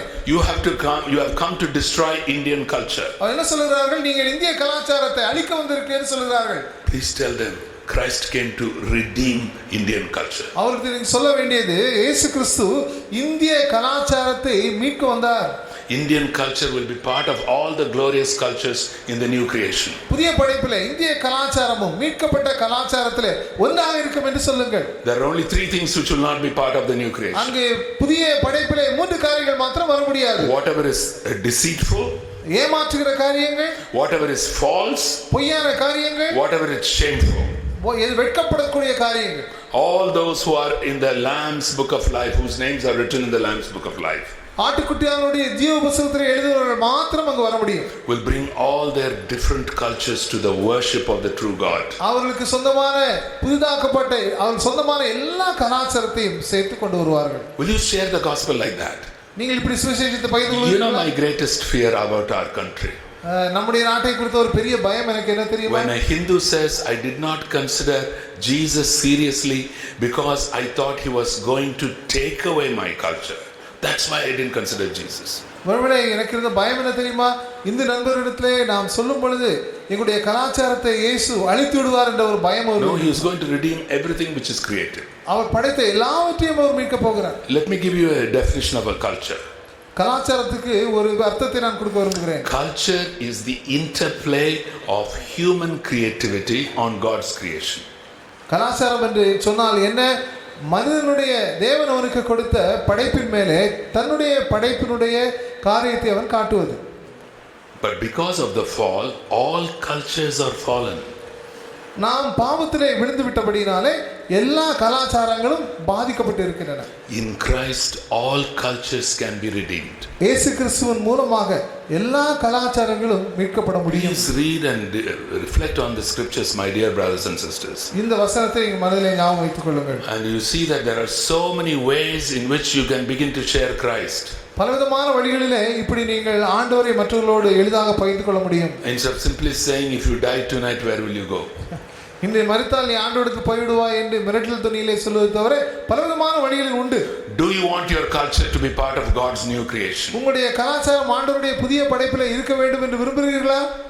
Yesterday we heard that pulavar. I wish he had printed it and given it to us. We could not hear anything. நேற்றுக்கு புலவர் ஜெபசிங் அழகாக ஒரு பாடத்தை வேகமாக படித்தார். அதை எழுதி கொடுத்திருந்தால் நலமாக இருந்திருக்குமா நான் எண்ணுகிறேன். Because my Tamil will improve.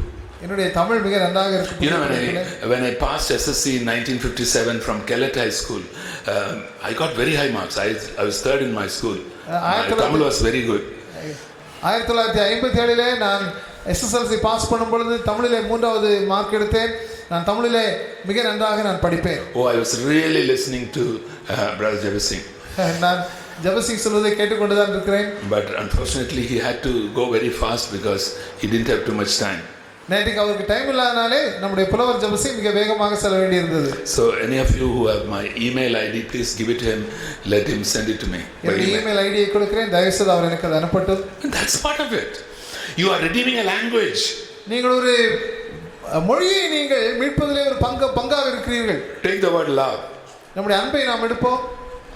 Love for the Muslim almost always means sexual love. முஸ்லிம்களுக்கு அன்பு என்று சொன்னால் அது பால் உணர்வு சம்பந்தப்பட்டது மாத்திரம்தான். But when you look at the way the Bible uses the word love, God's love for us and our love for one another, it lifts that same word to a higher level. ஆனால் வேதத்திலே அன்பு என்ற வார்த்தையை குறித்து பார்க்கும் பொழுது தேவன் நம்மிடத்தில் காணப்படும் அன்பு, நாம் ஒருவரிடத்தில் காட்டும் ஒரு அன்பு, அன்பு என்கிறது ஒரு மேலான நிலைக்கு கொண்டு போய் விடுகிறது. The Bible takes ordinary words and redeems them. வேதம் ஒரு சாதாரண வார்த்தையை எடுத்து அதை மீட்கப்பட்ட ஒரு வசனமாக மாற்றுகிறது. And puts into those words meanings which were not originally intended. அதிலே ஏற்கனவே இருக்கிற அர்த்தத்தை அதற்குள் கொண்டாதபடிக்கு ஒரு உயரிய அர்த்தத்தை கொடுக்கிறது. That's what redemption is. அதுதான் மீட்பு. You see, when you begin to see God is redeeming the whole of creation, ஆண்டவர் எல்லாவற்றையும் மீட்பதை நீங்கள் பார்க்கும் பொழுது, and I am speaking to graduates and students of UESITN, பட்டதாரிகளுக்கு மாணவர்களுக்கு நான் பேசுகிறேன், and I am beginning to tell you that your study, your work, your evangelism, everything can be put to on the cross. இயேசு கிறிஸ்துவின் சிலுவை மரணத்தினாலே He is redeeming it நம்மை அவர் மீட்டுக் கொள்கிறார் and making it part of the new creation. நம்முடைய படைப்பையும் அவர் புதிய சிருஷ்டியின் ஒரு அங்கமாக்குகிறார். One last point. ஒரு கடைசி ஒரு பகுதி, Revelation 21. வெளிப்படுத்தல் 21. I'm going to read a verse in English. ஆங்கிலத்தில் நான் வாசிக்க விரும்புகிறேன். Verse 16. 16வது வசனம். The city was laid out like a square as long as it was wide. He measured the city with a rod and found it to be 12,000 stadia in length and as wide and high as it is long. அந்த நகரம் சதுரமாய் இருந்தது, அது அகலமும் நீளமும் சமமாய் இருந்தது. அவன் அந்த கோலினால் நகரத்தை அளந்தான், அது 12,000 ஸ்தாதி அளவாய் இருந்தது, அது நீளமும் அகலமும் உயரமும் சமமாய் இருந்தது. You know, that dimension is something like 2,200 kilometers. 2200 kilometre நீளமுள்ள அளவாய் இருந்தது. But what is the shape of that city? அந்த நகரத்தினுடைய ஷேப் என்ன? Cube. Cube. Cube என்ன தமிழ்ல? கனசதுரம். Okay. கனசதுரம். கனசதுரம். Now I'm going to ask you an Old Testament question. பழைய ஏற்பாட்டு ஒரு கேள்வியை கேட்க விரும்புகிறேன். Remember the cube is the New Jerusalem. Cube புதிய எருசலேம். That is we the church, redeemed people of God. ஆண்டவரால் மீட்கப்பட்ட சபையாகிய நாம். Now in the Old Testament, பழைய ஏற்பாட்டிலே, in the book of Exodus, யாத்ராகமத்திலே, God asked Moses to build a tabernacle. ஒரு ஆசரிப்பு கூடாரத்தை கட்டும்படி மோசேயிடத்தில் ஆண்டவர் கேட்டார். Which part of that tabernacle was the perfect cube? எந்த பகுதி அது முழுமையான சரியான ஒரு கனசதுரமாய் இருந்தது? Most holy place. மகா பரிசுத்த ஸ்தலம். 5 cubits in length, breadth and height. 5 cubit நீளம், அகலம், உயரம். Solomon built a temple in Jerusalem. Solomon ஒரு தேவாலயத்தை எருசலேமிலே கட்டினார். Which part of that temple was a perfect cube? அது எந்த பகுதி ஒரு சரியான கனசதுரமாய் இருந்தது? Again the most holy place. அங்கேயும் மகா பரிசுத்த ஸ்தலம் தான். I'm sorry, the tabernacle, the most holy place was 10 cubits length, breadth and height, not 5. Solomon இல்ல, tabernacle. மோசே கட்டின ஆசாரிப்பு கூடத்திலே அவை 10 கியூபிட் இருந்தது, 5 அல்ல. And Moses and Solomon's temple, it is the most holy place which is 20 cubits length, breadth and height. ஆனால் சாலமன் கட்டினது அவை ஒரு பகுதியிலும் 20 கியூபிட் இருந்தது. Now when we worship God, ஆண்டவரை நாம் ஆராதனை செய்யும் பொழுது, we say we enter the holy of holies. நாம் மகா பரிசுத்த ஸ்தலத்திலே நாம் நுழைகிறோம் என்று நாம் சொல்கிறோம். But do you know what happens here? இங்க நடக்கிற காரியம் என்ன தெரியுமா? We become the holy of holies. நாமே மகா பரிசுத்த ஸ்தலம் ஆகிவிடுகிறோம். God dwells in us and we dwell in God. ஆண்டவர் நமக்குள்ள இருக்கிறார், நாம் அவருக்குள்ள இருக்கிறோம். You know, when Paul writes to husbands in Ephesus, எபேசியருக்கு Pavul கணவர்மாருக்கு எழுதும் பொழுது, in Matthew 5, Ephesians 5, எபேசியர் 5ஆம் அதிகாரத்தில், you know what he says? Pavul என்ன சொல்கிறார் தெரியுமா? Towards the end of that passage, அந்த அதிகாரத்தினுடைய கடைசியிலே, he talks to husbands. கணவன்மாருக்கு எழுதுகிறார். And he is quoting a marriage verse from the Old Testament. பழைய ஏற்பாட்டிலே இருக்கிற திருமணத்தை குறித்த ஒரு வார்த்தை எழுதுகிறார். For this reason a man will leave his father and mother and shall be joined to his wife and they will be one flesh. இதன் காரணமாக கணவனாவன் தன்னுடைய பெற்றோரை விட்டு விலகி மனைவியோடு இணைந்து ஒரே சரீரமாய் இருப்பான் என்ற பழைய ஏற்பாட்டு வசனத்தை எழுதுகிறார். But then he says something. அதில் ஒரு முக்கியமான காரியம் இருக்கிறது. I speak a great mystery. I speak of Christ and the church. நான் பெரிய ரகசியத்தை பேசுகிறேன். இது இயேசு கிறிஸ்துவையும் சபையும் சம்பந்தப்பட்டது என்று சொல்கிறார். This relationship where Christ lives in us and we live in him in the New Jerusalem is a picture of the wedding of New Jerusalem. நாம் ஆண்டவருக்குள்ளும் ஆண்டவர் நமக்குள்ளும் இருப்பது இந்த புதிய எருசலேமினுடைய ஒரு அடையாளமாக இருக்கிறது. Why should we be holy here? ஏன் நாம் பரிசுத்தமாக இந்த உலகத்தில் இருக்க வேண்டும்? Not only that our consciences should be clean. நம்முடைய மனசாட்சி சுத்தமாக இருப்பதற்காக மாத்திரமல்ல. Not only that our hands should be clean. நம்முடைய கைகள் சுத்தமாக இருப்பதற்கு மாத்திரமல்ல. Today we sang an English worship song which is not quite correct. Let me correct it now. நாம் ஒரு பாடின ஒரு ஆங்கில பாடல் சற்று சரியல்ல. It's a very good song. மிக நல்ல ஒரு பாடல். Come, this is the time to worship. Come, this is the time to worship in ஆங்கில பாடல். There's one line which says come as you are to worship. Come. That is not correct. நீங்கள் உள்ளபடியே நீங்கள் ஆண்டவரை worship பண்ண வாருங்கள் என்ற வாசகம். You can come as you are for salvation. நீங்கள் ரட்சிக்கப்படுவதற்கு உள்ளபடியே வரலாம். You can come as you are for forgiveness. நீங்கள் மன்னிப்புக்காக அப்படியே வரலாம். But in Psalm 24 and Psalm 15, சங்கீதம் 15:24 no, Psalm 24 and Psalm 15. Rendu separate songs. சப்தம் சொன்னீங்களா? The psalmist says, who will stand in the hill of the Lord? தேவனுடைய சன்னிதானத்தில் யார் நிற்க முடியும்? He who has clean hands and a pure heart. கைகளிலே சுத்தமுள்ளவனும் சுத்தமான மனசாட்சி உள்ளவனும். That is when Brother Mohan was reading to us from Psalm 145. மோகன் 145ஆம் சங்கீதத்தை வாசிக்கும் பொழுது, and when he led us in worship, நம்மை ஆராதனைக்குள் நடத்தும் பொழுது, he gave us a few minutes for doing something. What was that? முதலிலே சில நிமிடத்தை நமக்கு கொடுத்தார். என்ன இதற்காக? So that what is wrong in us, what is sinful in us should be confessed and rejected and forgiven. நாம் நம்முடைய வாழ்க்கையிலே காணப்படுகிற சவறுகளை ஆண்டவரிடத்தில் அறிக்கையிட்டு மன்னிப்பு கேட்டு சுத்தப்படுத்துவதற்காக. Then only we become worthy of worship. அதற்கு பிறகுதான் நாம் ஆராதிப்பதற்கு நாம் சரிவுள்ளவர்கள் ஆகிறோம். Please, we do not come as we are to worship. நாம் உள்ளபடியே ஆண்டவரை ஆராதிக்க வர முடியாது. But in the new creation, புதிய படைப்பிலே even our sinful nature has been taken away. நம்முடைய பாவ சரீர தன்மையை நம்மை விட்டு எடுத்துப்படவிடும். We become the most holy place. நாம் மிக மகா பரிசுத்த ஒரு ஸ்தலம் ஆகிவிடுகிறோம். The bridegroom lives in us and we live in him. நம்முடைய மணவாளன் நமக்குள்ளாக இருக்கிறார், நாம் அவருக்குள் இருக்கிறோம். The closest human relationship that describes this is marriage. மிக இதை போலவே மிக நெருக்கமாக கூறப்படுகிற உறவு கணவன் மனைவி உறவு. And that is why God wants us to be holy now. ஆகவேதான் இந்த உலகத்திலே நாம் இருக்கும் பொழுதே நாம் பரிசுத்தமுள்ளவர்களாக இருக்க வேண்டும் என்று. We will not be perfect. நாம் பரிபூர்ணமுள்ளவர்களாக ஆக முடியாது. But we will be on the road to holiness. ஆனால் நாம் பரிசுத்தத்தினுடைய பாதையிலே நாம் வளர்ந்து கொண்டே இருக்க வேண்டும். Looking forward to the time when we will be the holy of holies. நாம் மகா பரிசுத்த ஸ்தலமாக மாறுவதை நாம் மனதில் வைத்துக்கொண்டு அப்படி போய்க்கொண்டே இருக்க வேண்டும். Let us pray.